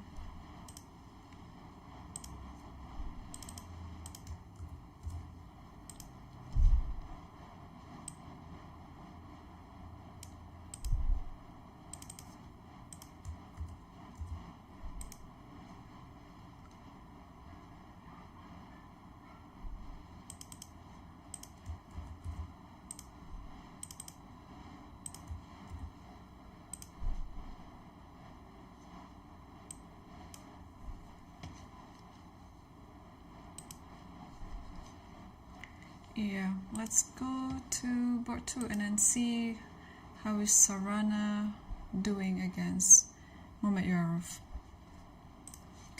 Wow. Yeah, Mamedyarov is in trouble. So after the move knight a2, which is I think a very nice move, and it's always hard to find or to factor in a backward knight move. It's easily can be missed. So knight a2, knight takes a4, bishop b5. Yeah, that's the great thing about it, yeah, because if you take the bishop immediately, the queen can be here, it protects everything, and also it actually attacks this one. So this move after knight a2, knight takes a4, bishop b5, such a great move, because the knight has to go.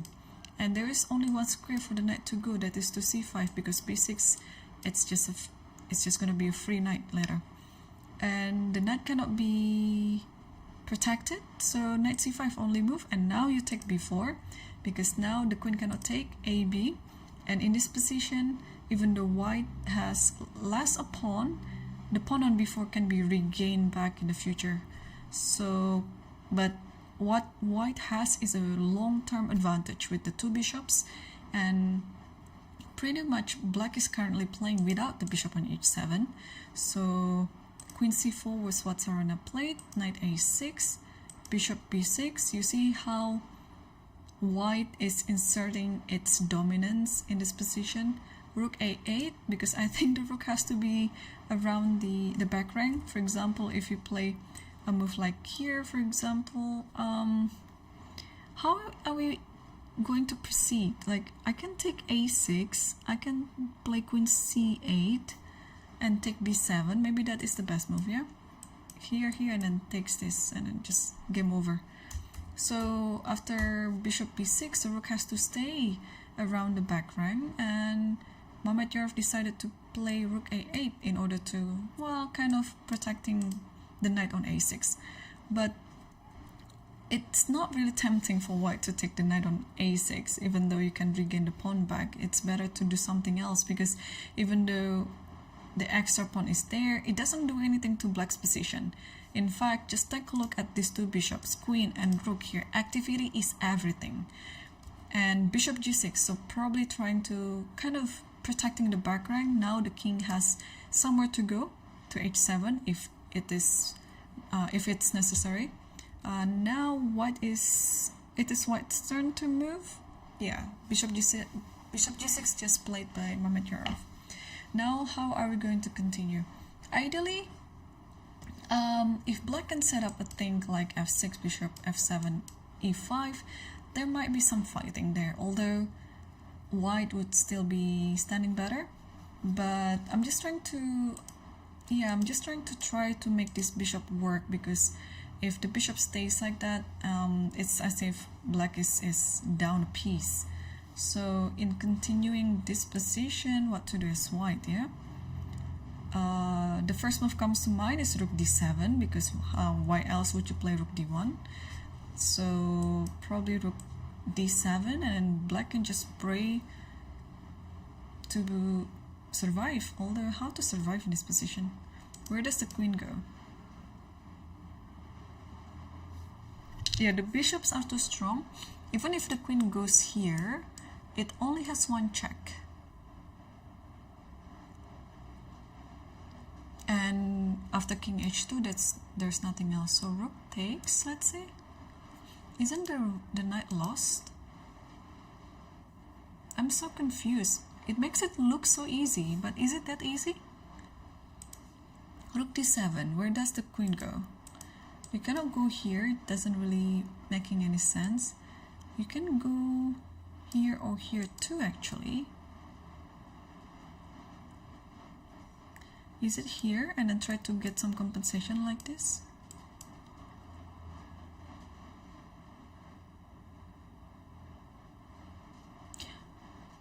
Maybe. Wait, hang on. Takes. No, this is not a draw. Come on. You can go here and then suddenly after this bishop goes to g1. Okay. Is it just losing then? Rook d7 takes here. What about other moves like, let's say, takes and then knight b8? It looks so bad there. Yeah, but it's just check here and then takes, right? Ah.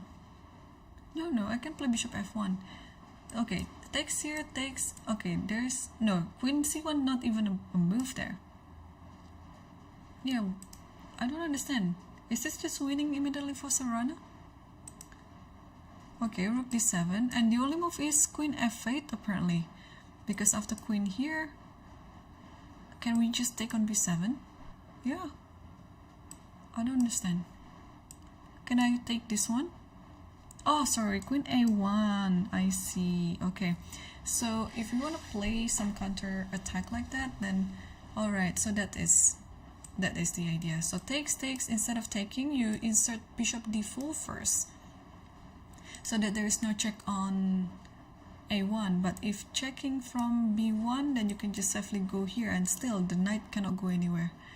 So rook d7, of course, is the move. Even without computer, we'll be making that move like automatically. The computer suggested queen f8, so probably it's because you are preserving this knight b8 so that there is no more queen c8, but still, can we just take this? Rook c8,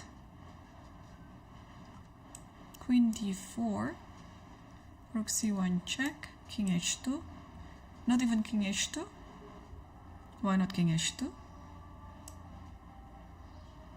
Knight c5, okay. So what is the best move that the computer suggests? Rook d7, queen f8, we shouldn't take this, but what do we do? Queen c1?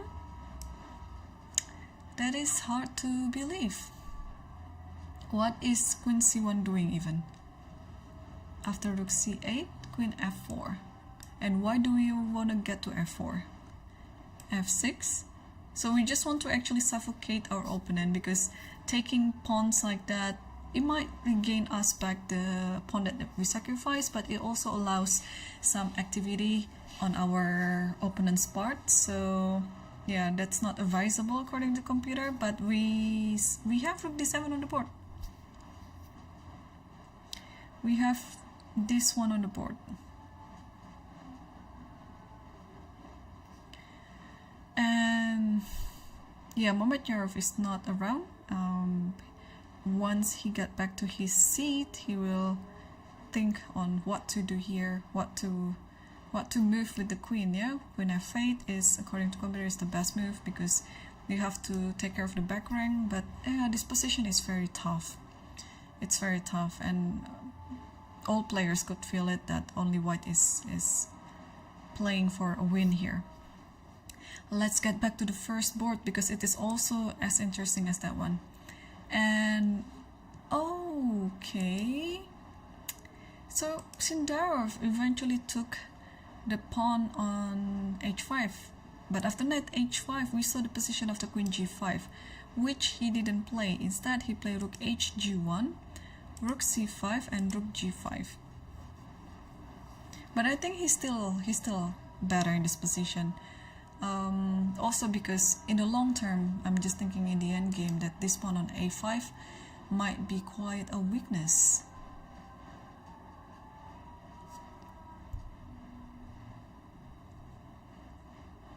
But now what is going on? So if you take this one, I think taking with either the pawn or the queen should be fine. Even with the pawn, I think it should be, it's interesting. You play f4, f5 later, and maybe put the rook back to h1. So even with the queen here, I think it's also pretty good. But apart from taking the rook on g5, can black do something else in this position? What about queen somewhere, like queen b6 maybe? Trying to, I don't know, maybe queen b4, trying to, and then put the rook on c8, just to have some activity like that. Alright, what does the computer say? Rook takes g5, because after queen b6, apparently it's knight f5. Oh yeah, I kept forgetting about this idea. Whenever there's a major piece on g5, you can always play knight f5, because this knight is hanging too. So in this position, I think it's almost forced to take the rook. But okay, queen g5 is the first computer choice, but what about hg? It is very good too, but just a lesser good. So queen is better here. And after knight g7, h5, nice. Knight takes, knight f5 of course, e6, queen check, king g8 only move. Ooh, I can take this with the rook, I can take this with the knight, but the computer suggested this. Yeah, this position, even if Abdusattorov survives in the end, he's going to suffer a lot. Yeah, he's going to suffer a lot. He will have to be a magician to save this position. But anything can still happen. he's still thinking hard right now, and that gives Sindarov quite some time quite some plus in the time situation. He has 10 more minutes, which I think is very important too, because they will have to play another 16-17 moves, 16 for Sindarov and 17 moves for Abdusattorov until the next time control, and to be able to get another 30 minutes on the clock. Let's see the second board before we take our second break. Oh, Queen F6 is on the board, and oh, this might actually end sometime in the next 10 moves, or even less. Queen F6, so instead of Queen F8, like what we discussed, that Black has to cover the back rank, he played Queen F6 with the hope, of course, like what we saw, yeah? Rook B7, here, and then Queen A1. But here, Sarana played the best move, I would say, Bishop D4. Let's take a look again at the computer. Oh, actually Rook B7 first, and after Queen B2 it's Bishop D4. But Bishop D4 immediately, it's also pretty good, because after Queen F4 you have to find Queen F2. And what's wrong with taking? Ah, Bishop E4. Wow, what a move. Wait, how? Takes? Knight C5. Wow, wow, this is so unexpected. Oh my gosh, let me try to understand again, because this is some unusual tactic that it happens out of nowhere. Oh my gosh, there's that thing. And knowing Mamedyarov, he might actually see this, because he's a very creative and tactical player. He might actually see all this sequence.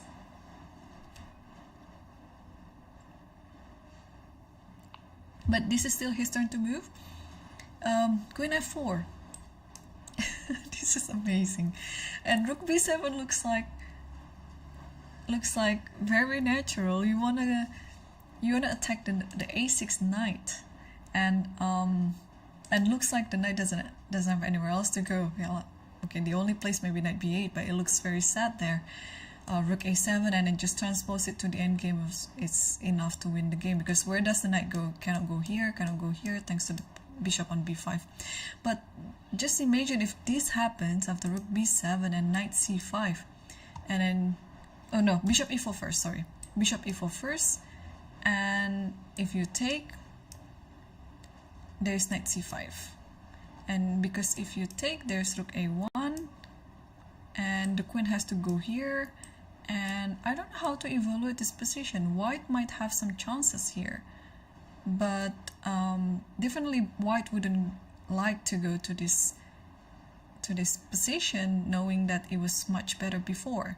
So yeah, it's just amazing to see how this has this alternative. So instead of playing B takes C5, the computer suggested, wait, not this one. Instead of taking the bishop, let's see, Rook A7, takes, and then Queen C7 is the saving move here. Okay, I think if this position happens, I mean, to find Queen C7 isn't that hard, but just to get to this mindset when you're sacrificing many pieces, in order to get some chances to equalize the game, it's pretty hard. It's still pretty hard. Okay, Bishop D4 is still on the board, and now Mamedyarov is currently thinking. Yeah, this is interesting. So the first board between Sindarov and Abdusattorov and this one, yeah, they give us different taste toward the game. Yeah, that one is attacking, and you know, it was a dragon game. This one is kind of like a positional sacrifice with the pawn, but White slowly regains everything, and even now White is standing better. But it's not the end of everything, because Black still has some tricks up on his sleeve, so White still has to be careful. Alright, Now let's see board 3, because it looks like Yakuboev is having a better position. So I believe the 2 draws that we saw from board 4 and 5 give some fuel to the first 3 boards, because in the first 3 boards we see it's a very exciting match and very high spirited as well.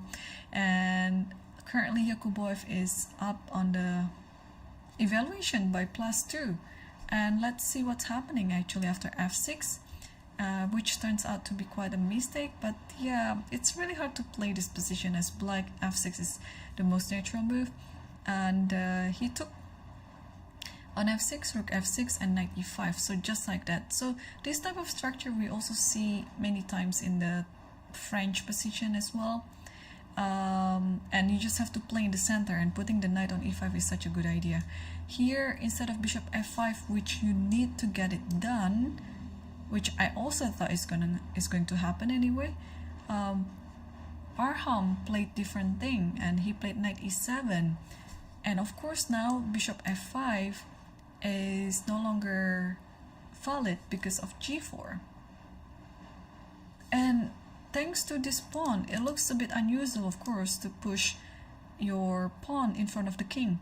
But the king is safe in this position, so, and there is no imminent attack that I could see that's coming soon toward the king, so it's a totally safe position for you to play g4. And also at the same time, you are preventing your opponent's idea by playing bishop f5, because this is all you want to get. Bishop c2, queen d3, queen h7, that's it.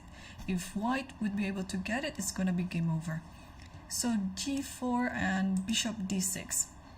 And yeah, just if this was a blitz tournament or blitz game, I would have played f4 right away. I just want to cement my knight in the center like that, and if black is brave enough to take it, I have much Better center. And Yakuboev did it. Yeah, this move is so natural to make, so I don't think Yakuboev has some hesitation in playing that move. Okay, so f4 is already on the board, and the next thing to consider is, yeah, bishop c2, queen d3, or do we need to play my other rook? I don't think so. I mean, it's still like a very safe position. Actually, it's not a bad idea to push the pawns to a3 or a4, followed by rook a2, and then bring the rook to g2. I think if this happens, then black cannot do anything else. Yeah, okay, the situation is so tough right now for Parham, and it is also a tough situation for Abdusattorov. Let's quickly see what's happening. So after rook g5, he decided to take the rook back on g5, and now Sindarov is thinking on how to take the rook back on g5. Is it with the queen or with the pawn? And meanwhile, on the game between Sarana versus Mamedyarov, after bishop d4, Mamedyarov is still not moving yet, and yeah, there's only a few places for the queen to go, and queen f4 looks the one that's more enticing to play. So we'll see if he's gonna come up with the move queen f4 followed by bishop e4, or if Sarana was able to see such a trick and try to prevent it by moving something else apart from rook takes b7. Alright, it's been very interesting, and I think it is time for me to take my break. So yeah, so don't go anywhere, guys, because the 3 games that we are seeing right now in the master sections, they're just gonna get more and more interesting. So stay tuned. I'll be back in a few minutes.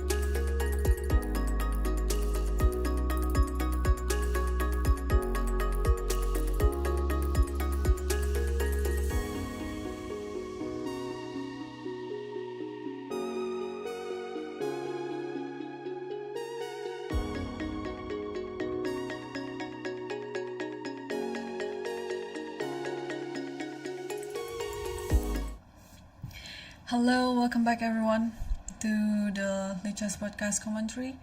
And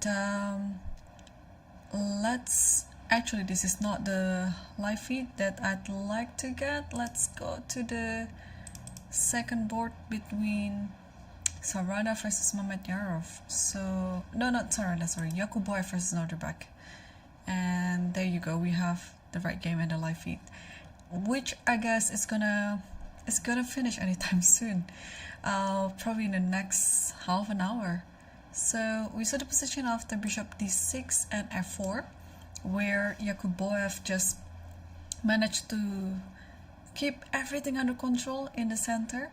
And here rook f8, f5, knight c6, knight g6, and rook e8.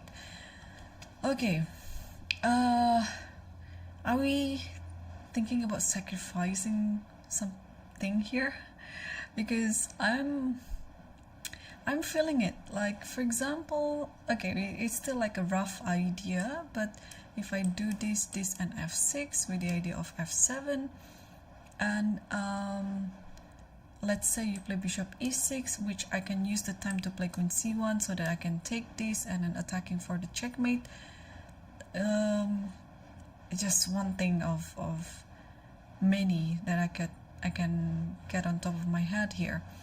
Or if we want to play normal chess, as if there's anything normal in this position, we can also play queen c1 immediately with the idea of preparing bishop h6.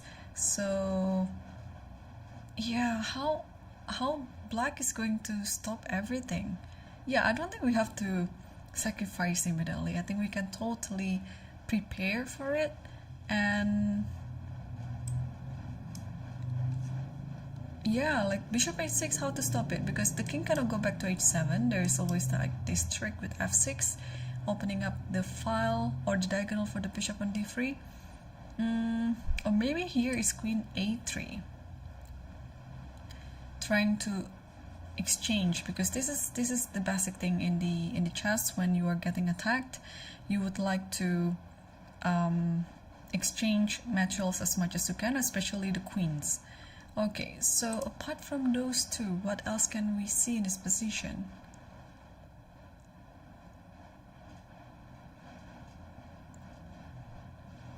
Oh, this is interesting. f6 immediately. Huh. Just take a look. Rook e3 and f7. The king can only have one place to go. That is to h6. And now I can actually play something like this with the idea of this one next move. So f6. I like f6. Not this one, but f6 after here. Here, immediately f6.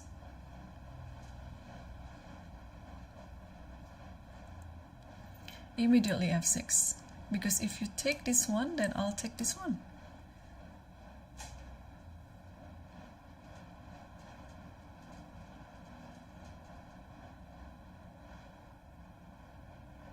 Yeah, looks great to me. Or what else can we see in this position? Even a move like queen f3 or rook f3, I think they are still pretty good too. But maybe I'm a bit impatient, so that's why I want to play like bishop h6, f6, or those moves. But a move like queen f3, rook f3, I think it should be fine as well. Let's see what the computer side just did. Queen f3. So Yeah, queen f3 is what the computer suggested. It's fine because you don't have to sacrifice anything. The position is already very comfortable. You don't have to give your opponent something to react to, because now you still don't execute your attack or your threat. You're still trying to prepare it, but it's going to be hard for black to stop it. Let me check a move like f6. It's still a pretty good move. Turns out it's still a pretty good move. It's still close to +3. It's 2.9 right now. So now it's 3.5. It might be actually one of the best moves in this position. Queen f3 and f6, they're the two best moves. So I don't think this sacrifice is the best in this position, although it still maintains +2.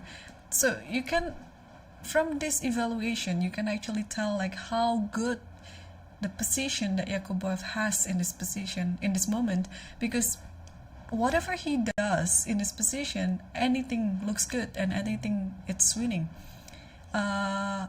Let's see, what else do we see here? Queen c1, yeah, queen c1, there's queen a3, I don't really like that.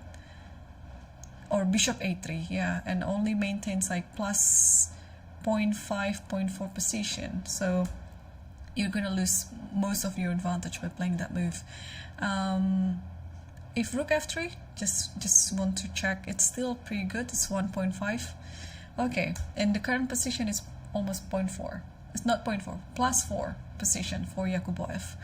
So yeah, I'm wondering which one that he's gonna pick, whether he's gonna play f6 or he's just going to maintain everything by playing queen f3, which is also pretty good.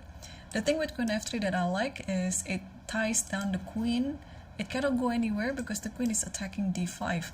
Because if you see some unprotected piece like this, you might want to play something like queen a3, but unfortunately there's queen d5. So white is just in time to give the counter attack. And yeah, judging from the body language, I think he makes a gesture that he's going to make a move soon. And yeah, his arm is already about to reach something. Yeah, he's reaching his queen. Yeah, he should be thinking about queen f3, which is the best move in the position.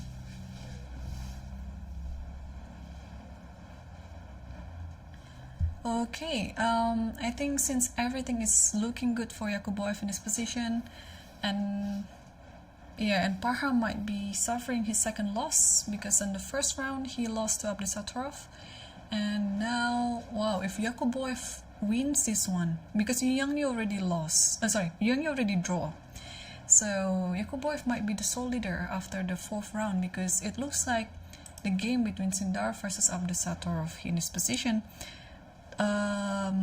it doesn't look good for Abdusattorov. So I think the best that he could get out of this position is a draw. That is if he can survive. So yeah, it's looking very likely that after this round, Yakuboev will emerge as the sole leader. So rook g5 he took with the pawn. He decided to take it with the pawn, and after queen c7 now, Sindarov is still thinking. Yeah, with the queen was more preferable actually, because it maintains the attack to f5. So knight f5 is the idea, but he took it with the pawn, so it doesn't really have this idea anymore. But after queen c7, let's continue rook h1, let's say, because it looks very natural to make. Maybe in this position just rook c8, yeah, with the idea of queen c3.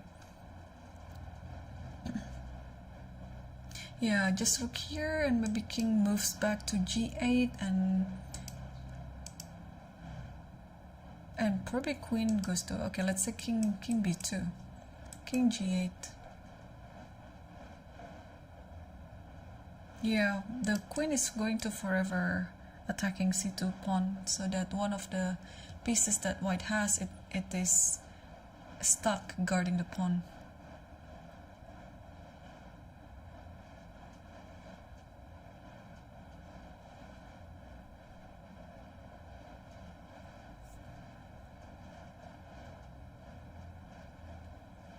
Okay, queen c7 is still on the board, and oh, we have a move from Mehmet Yarov. So after bishop d4, he played queen f4. Yeah, if you remember that he's setting up this tactic with bishop takes e4. But yeah, bishop e4 after only rook b7. So rook b7, bishop e4, if takes, then you continue with knight c5, and then you'll get this one. So let's say takes this and check, queen here, takes, and then probably takes like this, and the computer says it's equal, but it's complicated, like this queen against two bishops and one rook. Yeah, it's complicated. So Sarana decided to just play b3.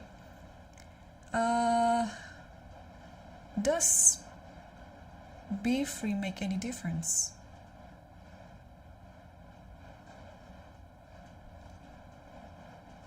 Because after rook b7, bishop e4 takes, and knight c5, does b3 make any difference in this position? Oh, it is actually. You can just take it with the queen because it is covered by the bishop. Okay.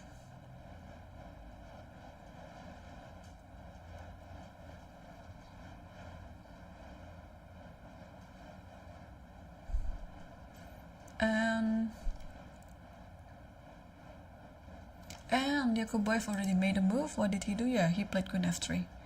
Yeah, Parham is totally in trouble right now.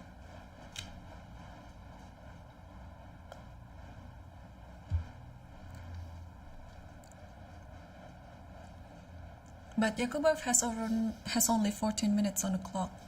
But I'm sure it's enough for him to get through the next 18 moves to make the second time control.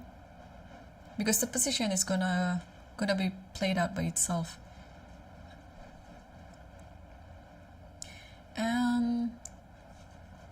Alright, let me also see other games. So the game in the challenger section between Injic versus Fakidov already finished with a draw. Yeah, that was the game that we saw apart from the master section.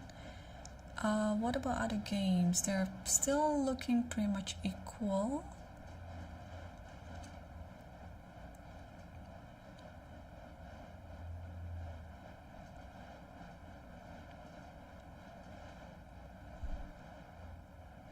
Yeah, everything else seems pretty much equal. Okay, we'll stick to the master sections for now because, yeah, especially this board, the first and second board, because those two are leading the section, Abdusattorov and Yakubayev, and still no move yet from Parham. Yeah, Parham still has enough time on the clock to think, and I think he's gonna use most of it. So we'll return back to this position after we circle back to the first board. And apparently Sindaro hasn't made any move yet, and he has 20 minutes for the rest 15 moves to make. And for the live feed, he just moved something. Wonder what it is. Something in the queen's side. Could it be the king? No, the king stays on b1. Oh, knight b5. So he's attacking the queen.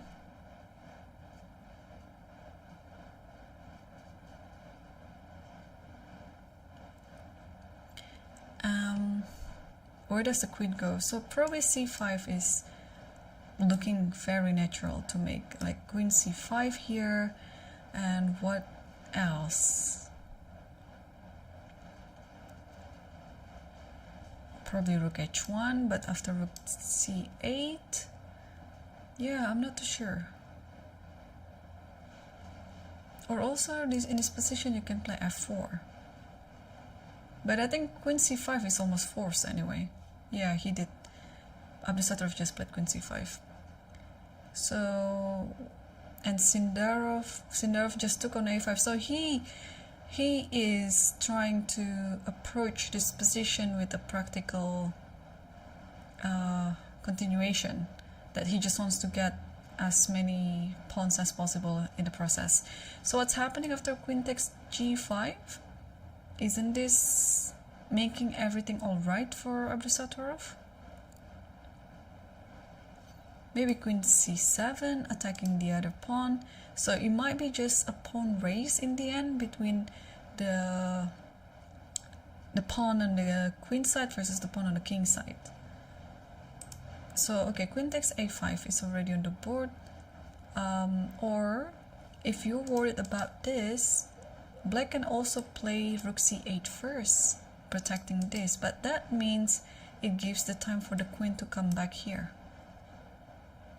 But if the queen comes back here, it protects both, the pawn on g5 and the pawn on c2.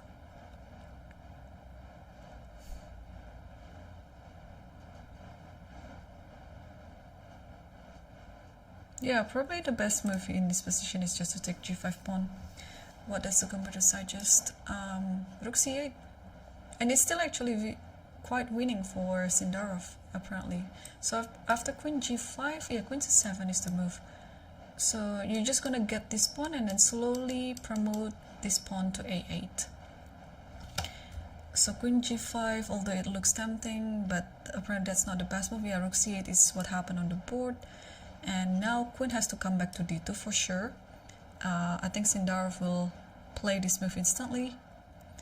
And at least in this position you are up a pawn. And your position is pleasant too, so it's an extra pawn without any compensation.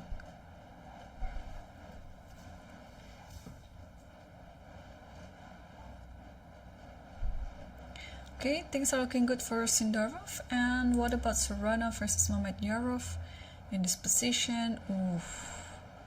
Okay, let's see. Queen f4, b3, and here Mamedyarov play bishop h5. So probably trying to attack this pawn and create some takes, and then queen check here, and yeah, creating such a mess around the king and hoping for some perpetual. So what do we do in this position if we were white?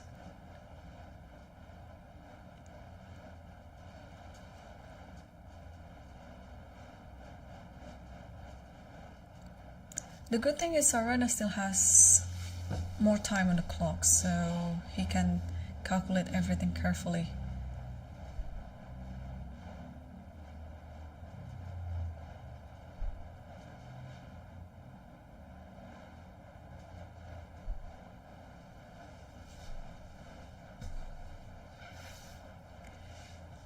What does the computer suggest? Queen c2. So if takes this, it doesn't work because anything with the check I can cover it up, yeah? Especially this position, you can just play this because g7 is hanging, and after this check there's nothing else. You can even play this too. Okay, queen c2. So in this position, white has to kind of defend it before being offensive, because rook b7 can always come at some point anyway, and then it's very, very hard now to come up with queen b8. It's very hard. I mean, in this type of position, what black might think is try to give more offense in order to compensate what he is lacking of. So will Serrano play queen c2, or does he have any other option?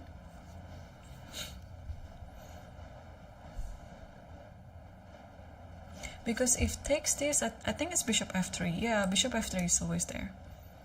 And after queen here, I think queen e4. Yeah, it's attacking both this and this. Yeah, this doesn't look pleasant. So you have to try to protect it first.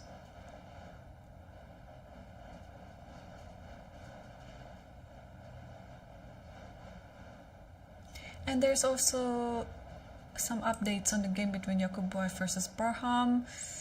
Yeah, alright, so after queen f3, Parham managed to bring the queen back to d8, and after h4, bishop c7. Okay, the computer side is rook e1, but I believe in this type of position, white has many options to continue as well.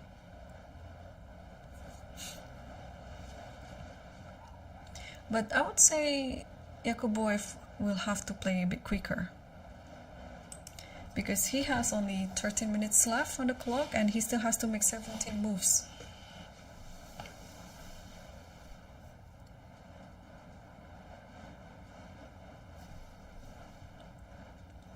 So apart from rook a e1, what else can we suggest in this position? I mean, I like this is very natural.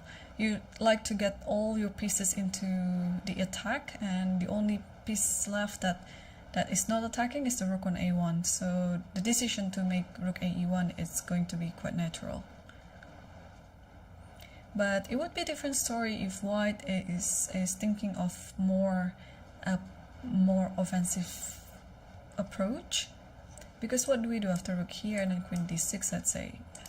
Bear in mind that there is queen h2 checkmate, so you have to stop it, or maybe this is just bishop f4.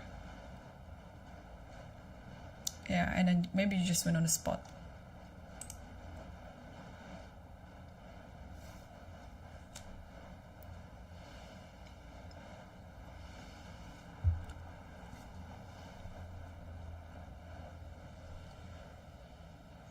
Yeah, still no move yet from Yakuboev. Oof. Yeah, I'd be quite nervous too if I were him in this position, knowing that I'm in the verge of winning, but also knowing that any move can, any careless move, I can just mess this up.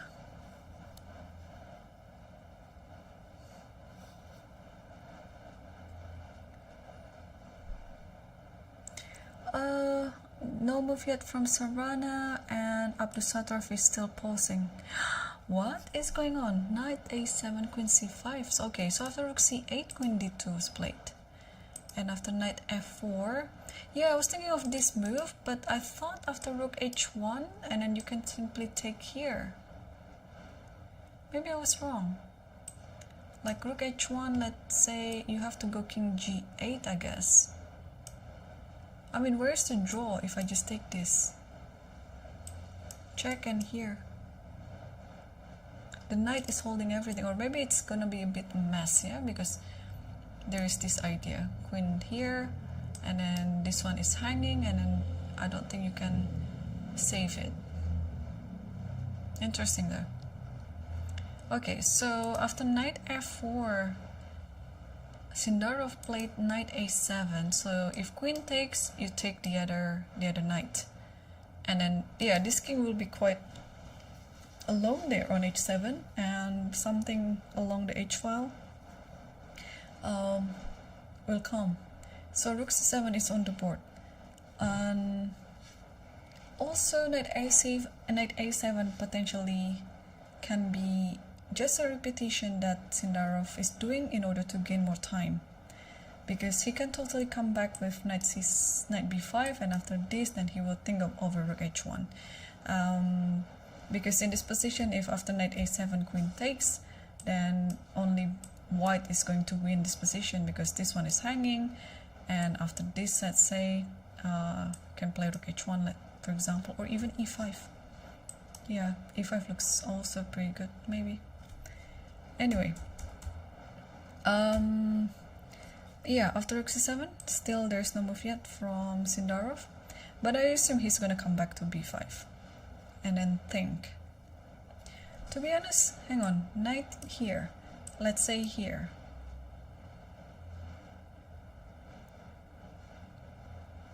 Yeah, I don't think I can take immediately here, because it's coming everything with a check, so shouldn't do that. But if we give a check here, if the knight goes away, then white wins a few tempi. So if the king goes here,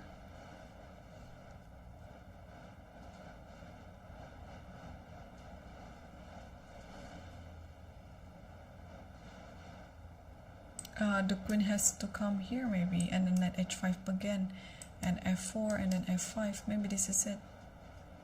Yeah, white is not in a position to risk this one. I mean, white can play a calm continuation, not to be provoked over this free knight on f4, but can just play, you know, calm chess. Knight b5, I don't know, rook c6. Oh, if rook c6, then knight d4, and queen takes f4. So the rook has to come back to c8, and now you just play here. Actually, if you just keep it down, like without taking or anything, like just play something else, white is still standing all right here. Like for example, if I play king a1, is king a1 a move? But let's see it again. If queen takes check here and takes this, yeah, this is not the position that you'd like to play. Yeah, after this, I don't know who's attacking who. Actually, let's see the evaluation. Yeah, black is much better. Black is almost mating the white's king, so it shouldn't go to this line. Alright, rook c7, still the last position on the board. What else could he be thinking? Maybe he's thinking to give a check first here. And now after king here,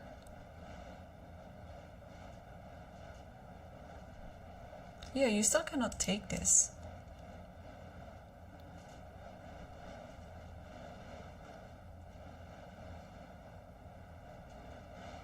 So he finally moved the knight back to b5 as expected. Here and then knight b5. And I think Abdusattorov immediately replied with rook c8 again.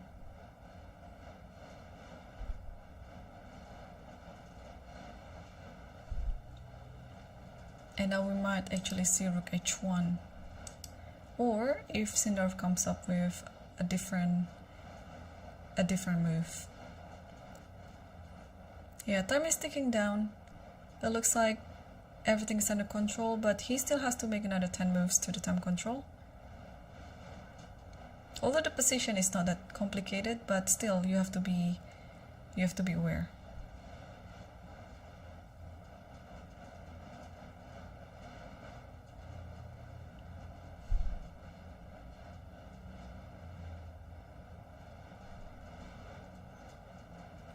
Oh, wait, he's moved back to a7.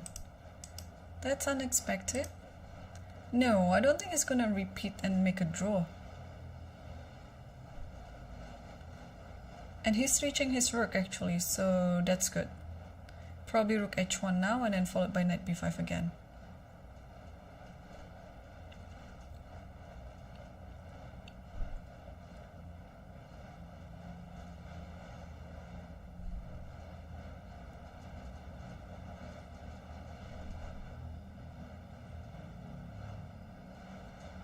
Yeah, but if he repeats this one more time, because sometimes, you know, when the tension is high like this, you kind of forget that you already repeated the move twice, and then on the third time your opponent claimed it and you were like, what? And then you didn't realize that it was already happened.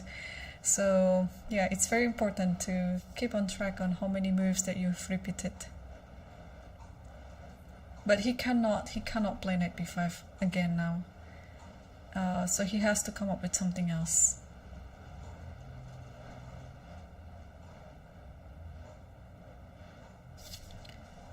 What does the computer suggest in this position? Queen h2. And then after king g8, now knight b5 and rook c8, knight d4. So just bring the knight that way. Knight has to come back to h5 anyway. Yeah, and then just f4. So we've seen this position before. Okay, and queen c3, and yeah, you just have to protect everything around the back rank first. Queen f2, I like it. And you're preparing for f5. I mean, in this position you have an extra pawn after all. But still there is no move from Sukandar after rook c7.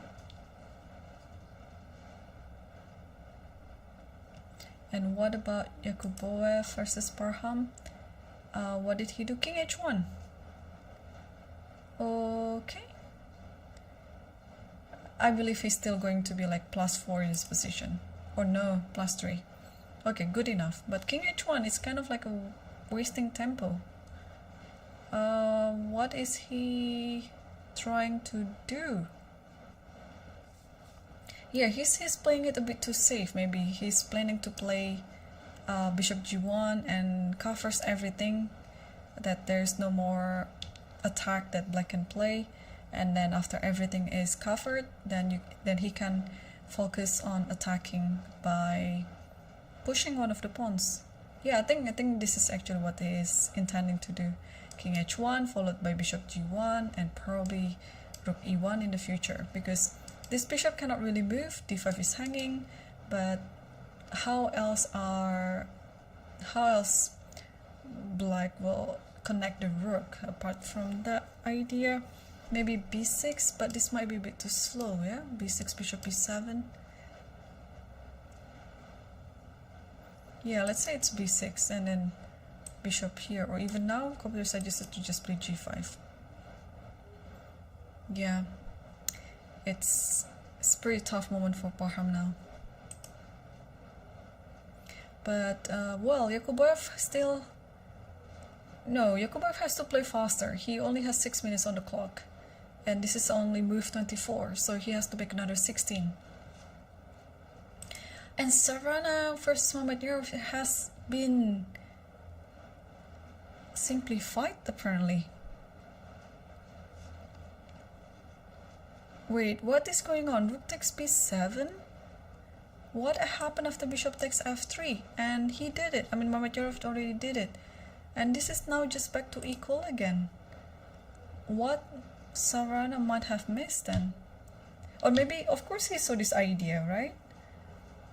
He couldn't miss this idea, bishop f3, because it's so obvious. But he might have miscalculated something. So let's say queen f1, then queen takes e4. So maybe after this, it looks like everything is, hang on, like this for example, and then queen a1, and then here maybe he's thinking that this position is winning for white because you are attacking this, and this one is kind of loose, and after rook here, and then there's rook here. So let's see again. So after queen f1, queen takes e4, queen takes f3, then you have to take d4 check and king h1. So in this position,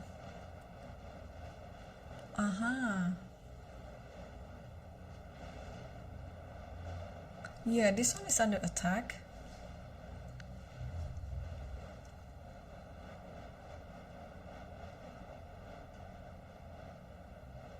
But the thing is, I can just play rook here, right? Yeah, and this is it. That's oh, but this one. Yeah, because after check this, there's bishop f1. Maybe this is what Sarana has in mind, but for some reason the computer said that it was equal, so I just want to find out which one was the variation. Here, okay, if I played this, queen d4, king h1, queen a1 check, bishop f1, f5. Oh, and this position is better for black.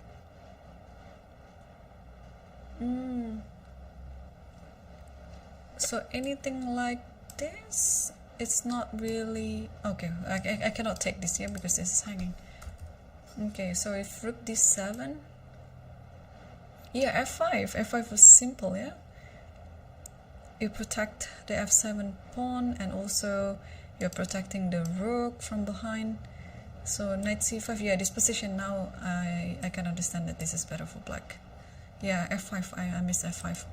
So after bishop takes f3, queen f1, queen takes e4, it has to be rook d7. But that's not an easy move to make. Okay, I think I got the idea, yeah? This bishop is stuck protecting it, but if bishop h5, let's say, now bishop a6. So, okay, now it's understandable why Sarana played. Yeah, queen f1 is already on the board. And it's gonna be very hard to find knight c7 actually in this position, or maybe when the position occurs on the board like this, black will see that there is no other option but knight c7, so it can be quite easy to spot. Yeah, knight c7, it's saving the day. I mean, this type of position, it can be very complicated, and especially when you're calculating the whole thing. one or two moves can be missed from the calculation, like knight c7. I missed this totally, because it's always hard to find a move like when you're putting your own piece and pre like this. So knight c7, and you cannot take it, because if you take it, there's this one, and then black is almost winning. And if you don't take it, you play bishop here, and you're attacking the rook now. And after this, this, and this, and this. Okay, so there is a chance that we might see one queen versus one queen and two bishops versus one queen and one rook. Yeah, okay, the computer says that this is 0-0 position, but I think that is the tendency of the modern engine. When the position is actually very complicated to calculate till the end, it will just give 0-0. Okay, all right, so queen f1 is still on the board, and now we're waiting to see if Mehmet Yarov will take the pawn on e4 or not, because it looks like it's the most natural move to make. And let's come back to the game between Sindarov versus Abdusattorov. Oh, so he didn't play rook h1, he didn't play queen h2, he just played rook e1.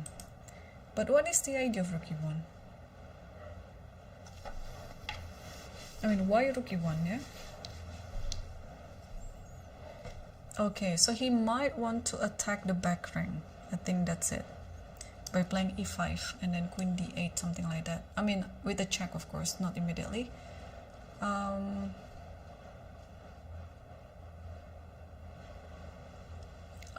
This is also attacking the knight, because let's say b6 now, and then knight here and then here, and takes. Now this is fine, I would maybe, because after this,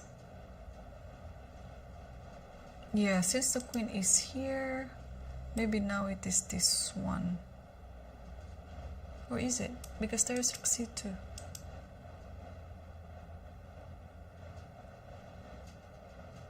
Okay, maybe we can just play like this. Takes and then knight a3. Just to make use the fact that the rook is on e1, so that we can try to tie everything down around the back rank. But what else can rook e1 be? I mean, what else is the intention of rook e1?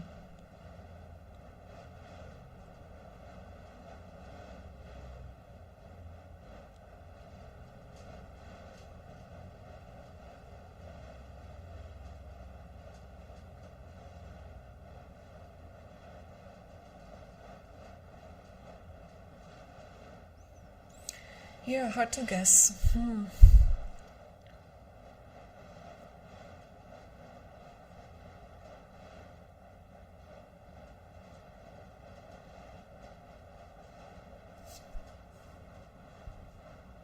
Hard to guess. So, yeah, I guess after b6, I don't know why I like b6. Maybe because I decide to attack the knight.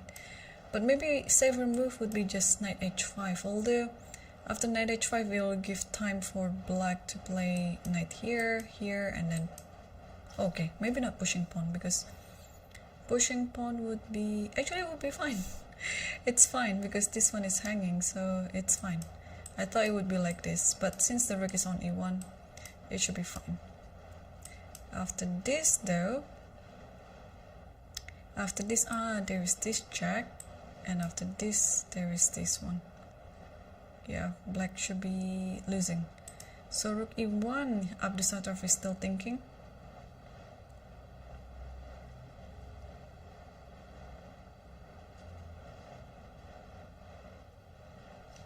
And what happened to Yakuboy versus Parham? There's some move there. So king h1, Parham decided to play knight b4 and then bishop b1.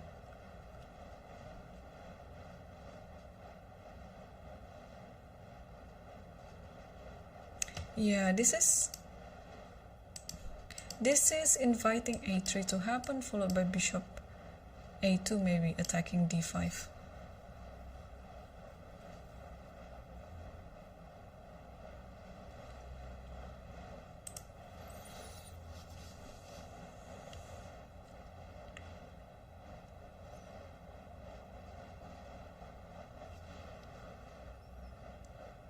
Okay, so there's some moves already from Sindar versus Abdusattorov. So after rook e1, Abdusattorov play king g8.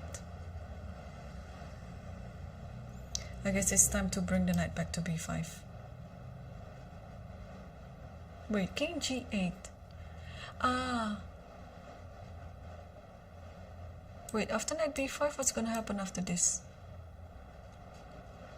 Okay, so I think we still cannot take f4, yeah?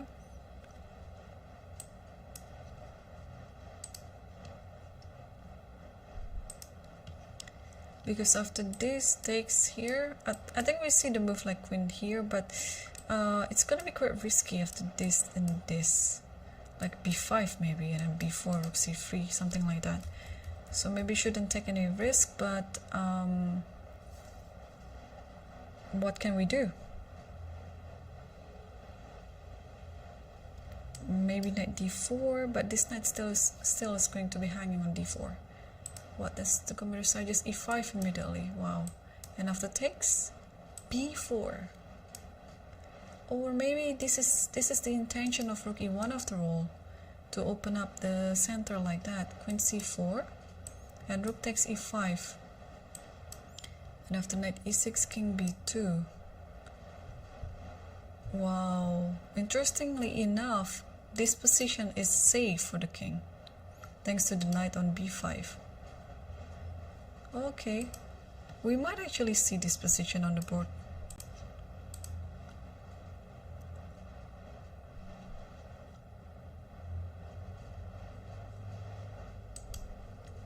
What about, I think Parham is still thinking after bishop b1.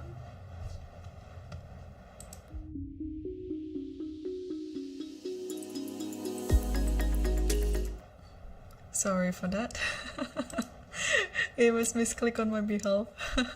I didn't mean to put the stream back to the starting scene. What I meant was to go here, the game between Yakubov versus Parham. Yeah, still no move yet from Parham after bishop b1, because I think the intention is to play a3 and bishop a2. So somehow the computer suggested to put the knight back to c6, and now we can actually expect g5. But Parham is still thinking, so it might not happen yet.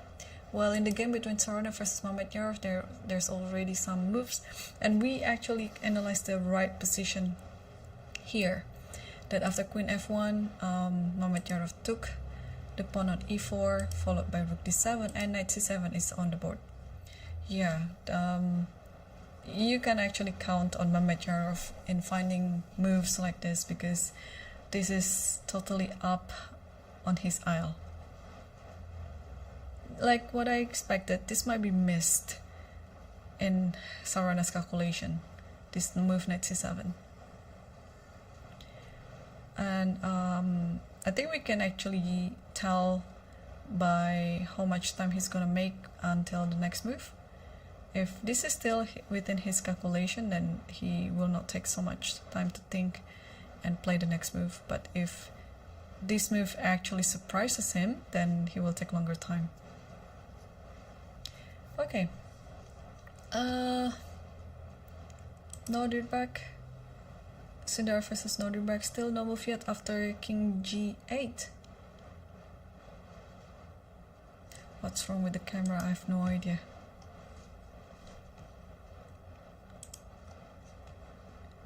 So after king g8, no move yet. Knight b5 is expected.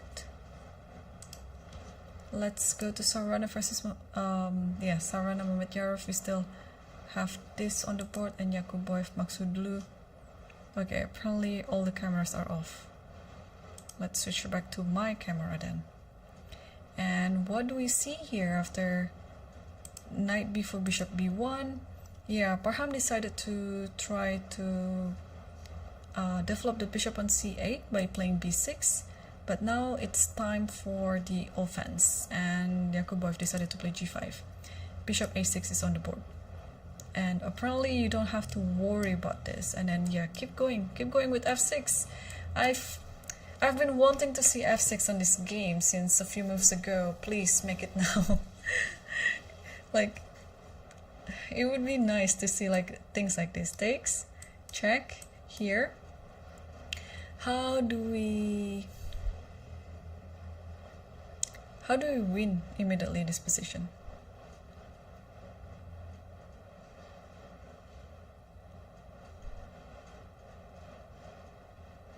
I mean, there's so many ways to win, but where's the easiest way to win the position? Doesn't really matter, does it? Then you can just go here and then give a knight here and then check, or maybe no, this is not the most desirable one. What is the easiest here? Oof. Maybe check here, and then queen here. Maybe this is it, and you're just giving a mate over here. You have this knight to cover it up, and bishop also. Yeah, so definitely after bishop a6, f6 is the move, and if this happens, I think you have to take, and this threatens mate in 1 after queen f7. Oh, sorry, my queen is under. No, my queen is being traded. No, I have to take it with the pawn. Sorry, it's been quite a long day here. So if gf again, and then you still attacks this one. And if king goes here, yeah, one thing is to go here and then queen h5, I think, like this. This should be enough to win. What else? Yeah, f6. Let's go for f6, and he did. f6 is already on the board. Okay. Well then, and gf is already on the board as well. I think we can expect gf again. Let's see if the camera is back, because I'd like to see how the players are playing. Yep, the camera is back, ladies and gentlemen. And this is the current position after gf. And Yakuboev is down to 3 minutes 40 seconds. That is why Parham is just trying to play faster, because there's nothing else that he's going to fight for apart from the time situation. Because you always have to press your opponent, not only in chess but also in time, because in chess you can see only Yakuboev is pressing.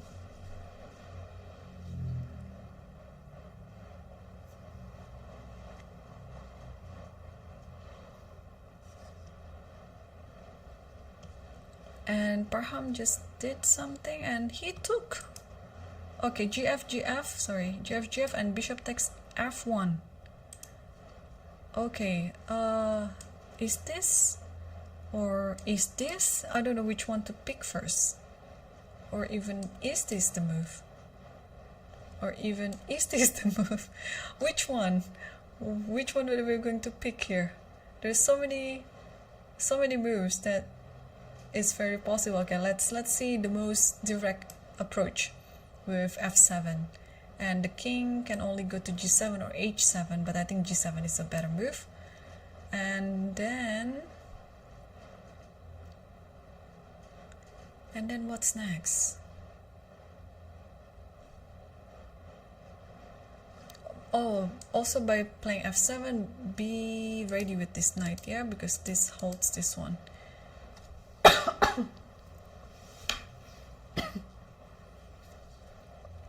So I can take this with a check, and then you have to take it, but then what is the follow-up in this position?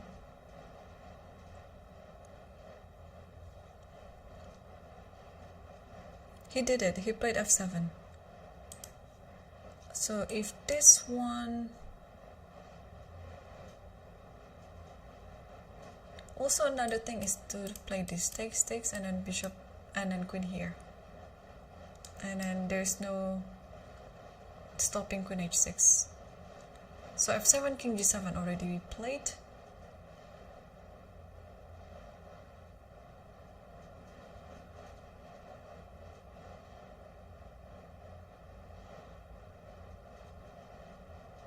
Yeah, it's a nerve-wracking moment now. It's like moment of truth, like how especially you have 2 minutes left on the clock with so many things to calculate. But of course this position is winning for white, but white has to choose the best reaction.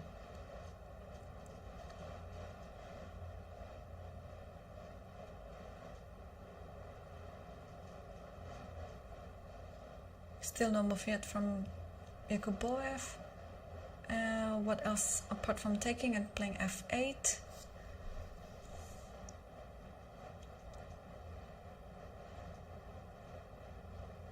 Oh, there's also this move, queen h5.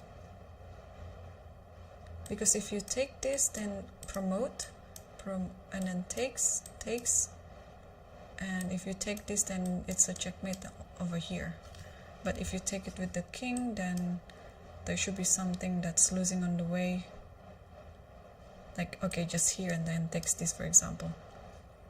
What happened is, oh, this, he just took the rook, and then queen takes e8 like this. This is the current position.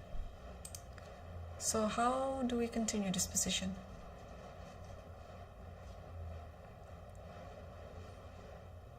You can actually move it back to e5 if you're worried, but actually that's not a bad idea. Or knight f4.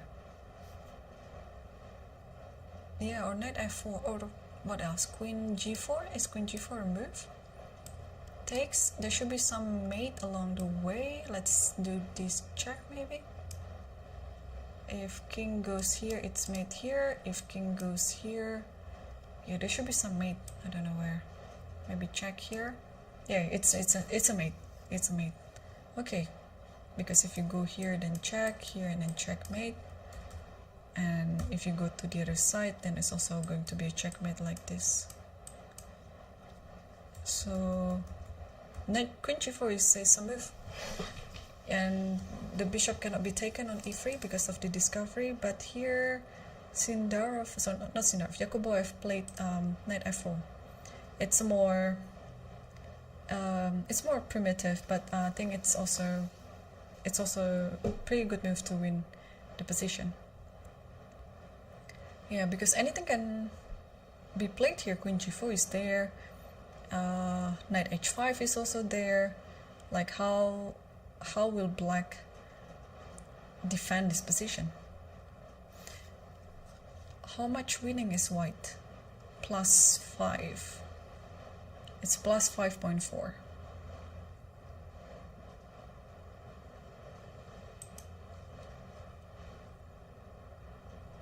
Yeah, it's a tough situation now for Paham. But what move will he make? Oh, also, if bishop takes, I think he's going to take the bishop. Bishop takes, and I think it's just queen takes. Or even bishop takes is also fine, because you want to play bishop e5 next move. And this one is hanging, and the king is kind of alone, like it's very vulnerable. But he played king h8, so trying to step away from all the possible checks. Yeah, in this position I would like to play queen g4, because then we can come back to the position where we have knight g6 check, and then with the idea of knight e5 discovery, and here bishop g6 is already played. So Yakuboev did a very traditional approach. He just don't want to risk anything. Bishop g6 is a discovery. Next move you can take f1, and then you can be relaxed, because there's nothing else on the board, because you will have an extra piece and also a very winning position. It might be just the time for Paham to resign.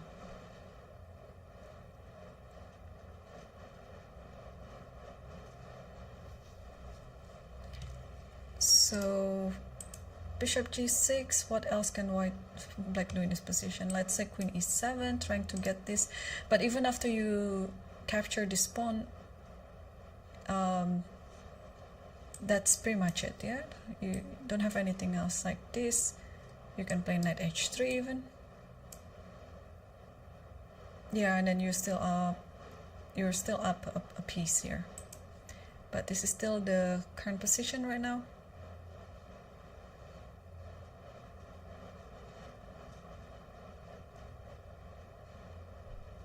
And did Parham just move something? I think he just moved something, and we'll have the move soon on the board.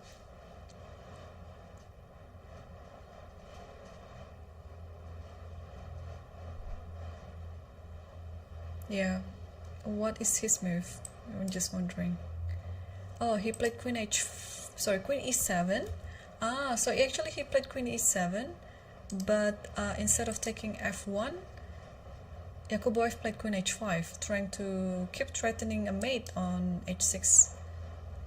h6, and what's next after h6? I mean, for sure this bishop cannot be taken, because it's just gonna be h6 and then checkmate on f7 later. So can black choose this moment to develop the rook then? But queen h6 is always coming, so it's pretty hard now what to do. And if you choose to defend it, then rook f1, and then just a piece up for white. But if you don't defend it, then what can you do? The rook cannot come, really. Rook can come actually here, but after this, and then this, game over here. Still cannot take this because of the checkmate, and yeah, this is losing totally.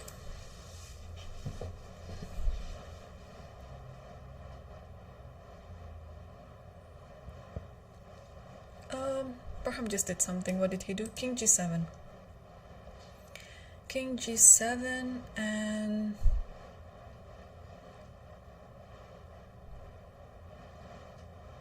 probably now it's time to play bishop f5, so that you have this idea with queen g6 or knight e6. But what happened was knight e6 immediately. Oh, it's a forced mate.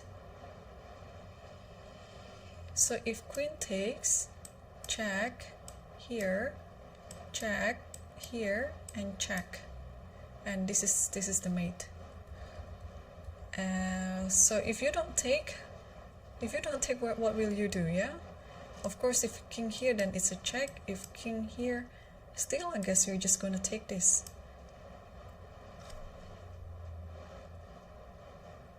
Okay, knight e6, very beautiful finish. If Parham resigned on this note, it's very beautiful. And what is he gonna do? Is he took it. He's allowing the forced checkmate. So we're going to see queen takes then. And after this, another check, and here another check like this. Queen h6 is already on the board. Will he allow his opponent to give a checkmate? Apparently not. He resigned on this position after queen takes h6. Because yes, it's made in 3 after this. Actually made in 2. Because 1 and 2. That's it. Well done for Yakuboev. This ensures him to be the sole leader. For the time being, still it would be depending on how Abdusattorov is playing against Sindarov, which currently he is losing, or maybe he just have a worse position. But yeah, it looks like Nodirbak Yakuboev will be the sole leader before round 5 tomorrow. So let's switch back to the games of Sindarov versus Abdusattorov. And we see actually the position that we analyzed before. This is the best computer line. Wow, Sindarov is playing very, very well here. So I believe that after b4, what was the move? It doesn't matter where the queen goes. The next move you're just going to take on e5.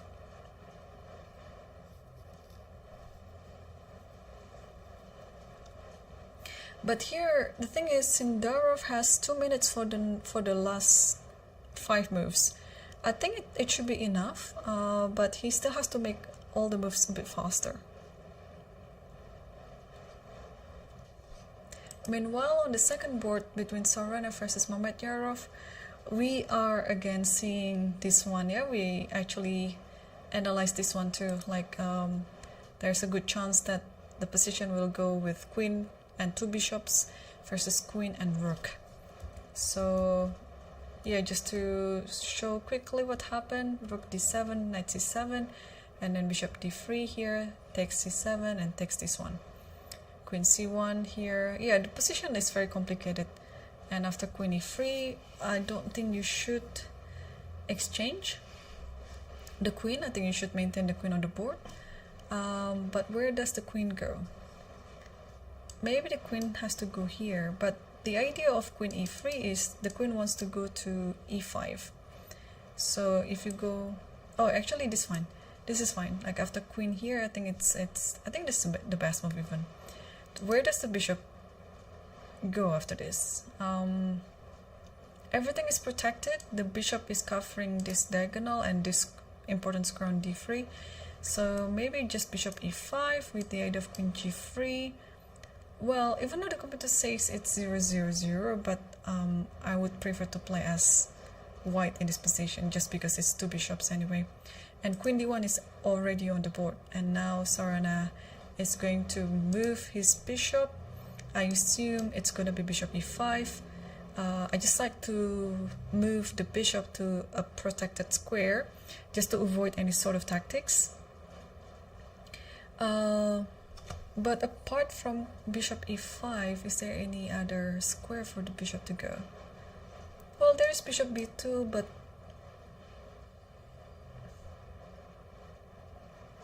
yeah, probably bishop b2.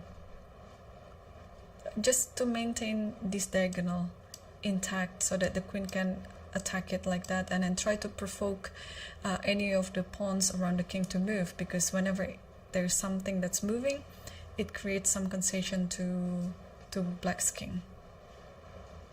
And Sarna is about to move.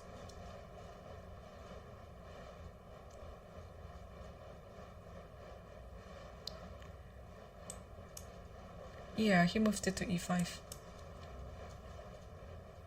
Yeah, it's very logical. Bishop e5, you maintain all the control as well, and at the same time you're also trying to attack the king with queen g3 in the future.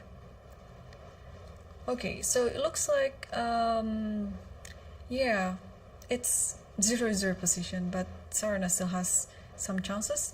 Let's take a look at the first board between Sukandar versus Abdusattorov. And what happened was, before Abdusattorov chose to play queen c4, and then rook takes e5, knight e6, and king b2. Yeah, we've seen the position this far actually.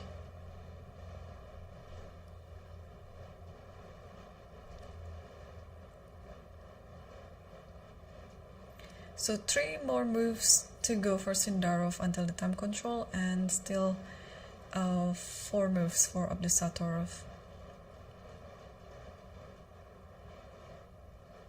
So after king b2, where should we go with everything, yeah?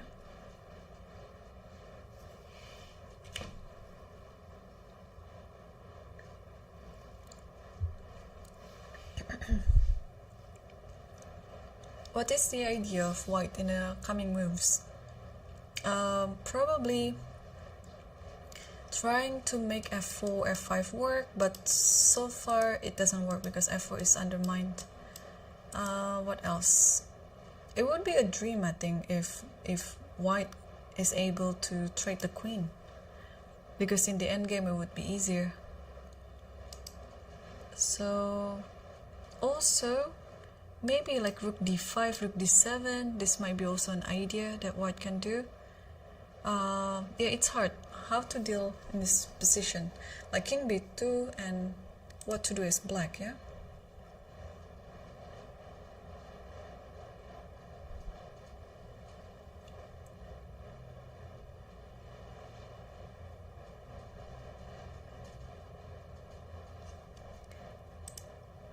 Meanwhile, on the other section,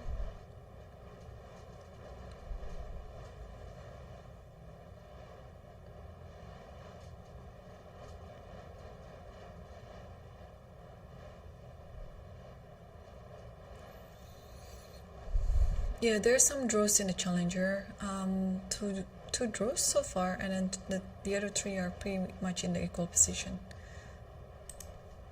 And rook a8 was played,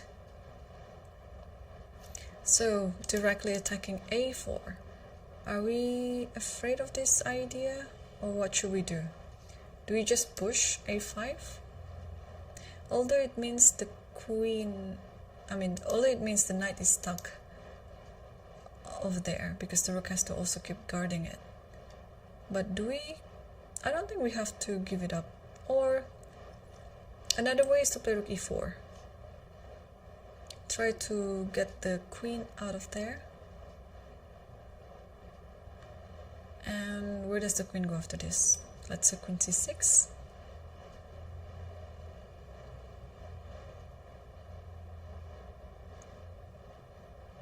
Oh, if queen c6, then I might be able to play a move like queen h2, because after takes, then I have this. Although I don't know what's happening after this. That one is just made in 2, and that's it. Okay, but queen c3 is on the board. Yeah, so yeah, it is totally, I think it's totally correct. Like in this type of position, if you transpose this to a more endgame, as in to trade your queens, then it's easier for white because white has an extra pawn anyway. So queen c3, black shouldn't trade the queens, but where does black go?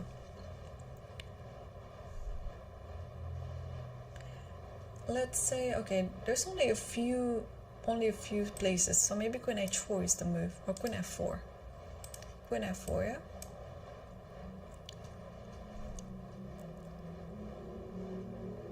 Yeah, queen f4 is already played.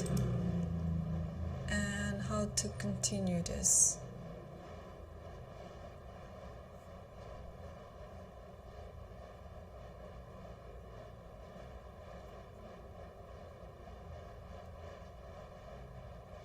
Maybe just king b3.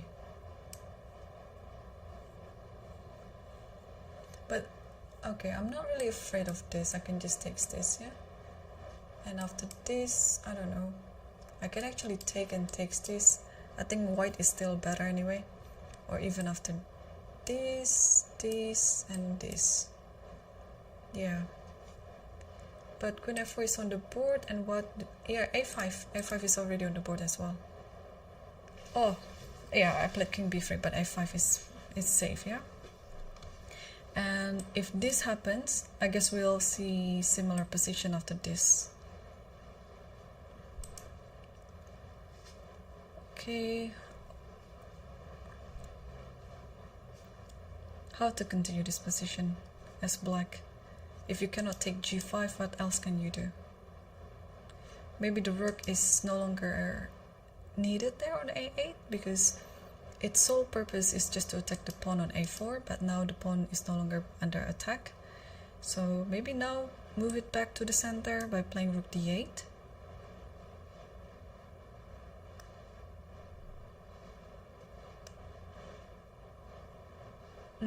Yeah, I think so. I think that's the move.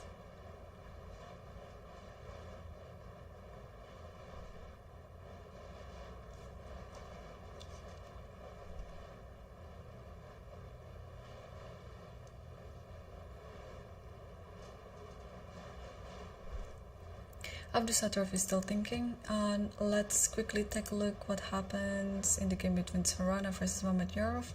So after bishop e5, Mamedyarov played rook d7 with the idea of f6. Should there be any queen g3? But is f6? Oh, tricky. Oh, tricky. Take a look. f6 takes rook f7, and this one is hanging. So even if you give a check like this, I can just go here. And then next move is rook takes f6. So, that's very tricky of Mamedyarov. And after queen g3, no, he didn't do queen g3, he played bishop b2.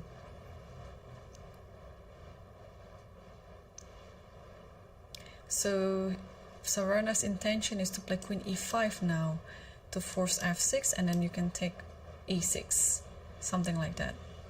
Alright, it's very tricky. These two players are very tricky, even in a position like this where we think that there's almost nothing on the board, but they always come up with some tricks.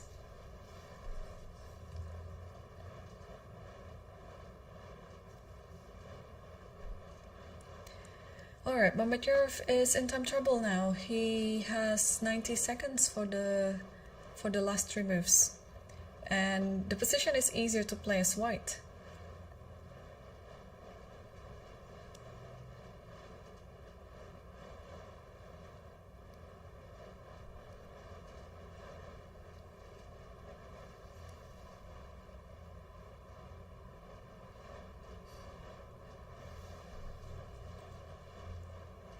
Yeah, I'm also quite nervous for Mamedyarov. Okay, now his time is down to a minute, and his tail has to find something to go against Queen e5. Not too easy because, okay, if you move your queen here, this bishop might go to c4. But if you don't move your queen, where does... Okay, maybe rook d5? But rook d5... Yeah, maybe rook d5, but after queen here, you have to play here. But there's always this check and then takes b4. Oh, the queen has so many tricks and the range is so long.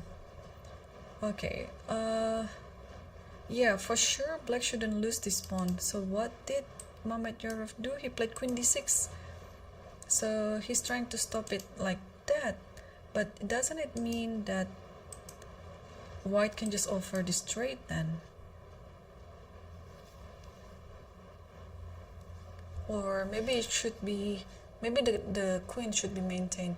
And Mamedyarov made his last move with only 7 seconds left on the clock.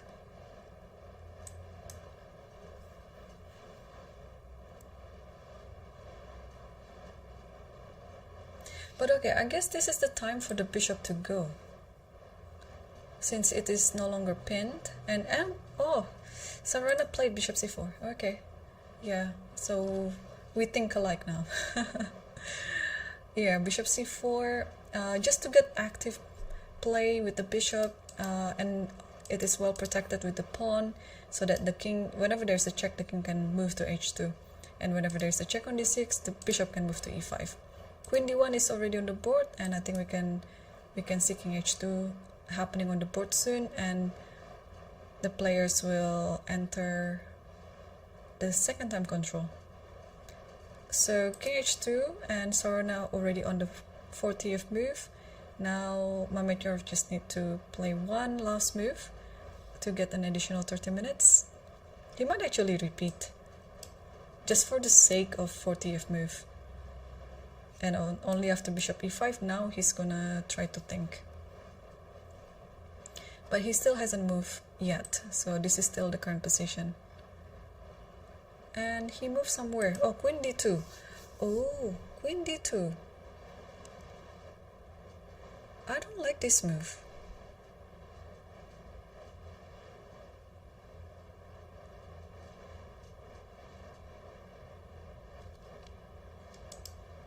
Okay, now Sarana has 30 minutes left on the clock. I mean, both of them has another 30 minutes. So queen d2, if I go here, you cannot play f6, you have to play queen g5.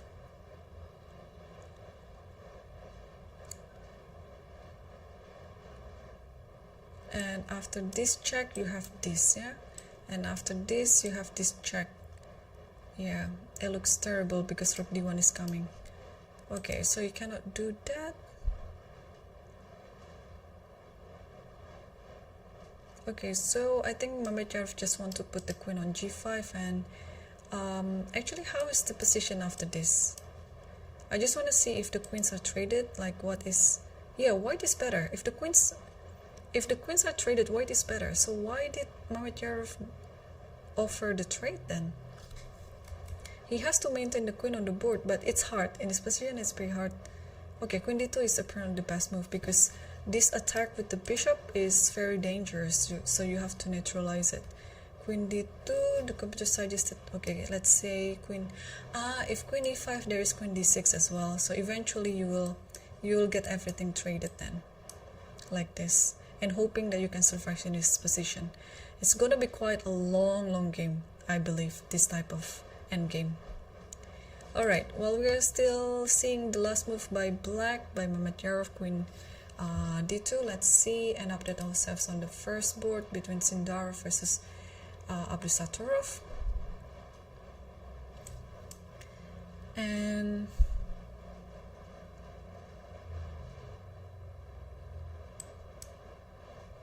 yeah, so we see the position after a5, rook d8, rook e4, and queen takes g5. I believe Sindarov is still better, but okay, now also on this game both players have additional 30 minutes, so I would suspect this also going to quite a long game again, and there might be some chance that Abdusatorov saved the game and managed to get a draw, even though this position right now it is +2 for Sindarov. Okay, I think since the players already managed to go to the time control and the last two games remaining, Sindarov versus Abdusatorov and Sorona versus Mamedyarov, yeah, they will already have the additional 30 minutes. I think it's time for me to wrap things up, and we've seen so many good games today, and of course my favorite game of the day is the game between Yakuboyev versus Parham Maksudlu. Do check it out. It's all about how you play with activity and being dominant on the board, and this game Sarana versus Mamedyarov is gonna take quite a long time to finish, I would say, but Sarana has the upper hand on this position, so we'll see if he can convert this game into a win, because he already suffered 2 losses before, and it's just about the time for him to bounce back. And on the game between Sindarov versus Abdusatorov as well, well, the material is kind of equal right now, but white still has more to offer in the game, so it looks like Sindarov will win this position. But of course Abdusatorov is a very tough opponent to play against, so, and knight here has already played knight d4, so probably yeah, if knight takes here, I'm just gonna take a look quickly, like takes here. Yeah, this position, how is it? Isn't it just okay? Computer says this is winning for white, because probably because of these pawns are more advanced than these pawns. But yeah, it's always, Queensland game is always tricky, it's always complicated. There will be many checks when the pawns are being pushed, so maybe Abdusatorov will be able to save the game, but maybe not. But for sure, tomorrow Yakuboyev Nodirbak will be the leader of the master section, regardless of Abdusatorov's result. If Abdusatorov wins, then they will share the lead again, but if Abdusatorov draws or loses, then it means Yakuboyev will be the sole leader of the master section.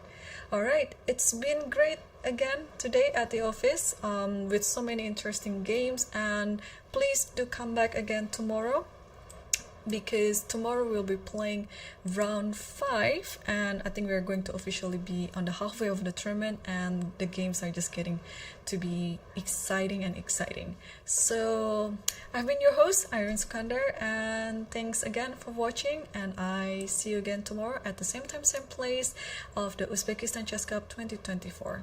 Good night.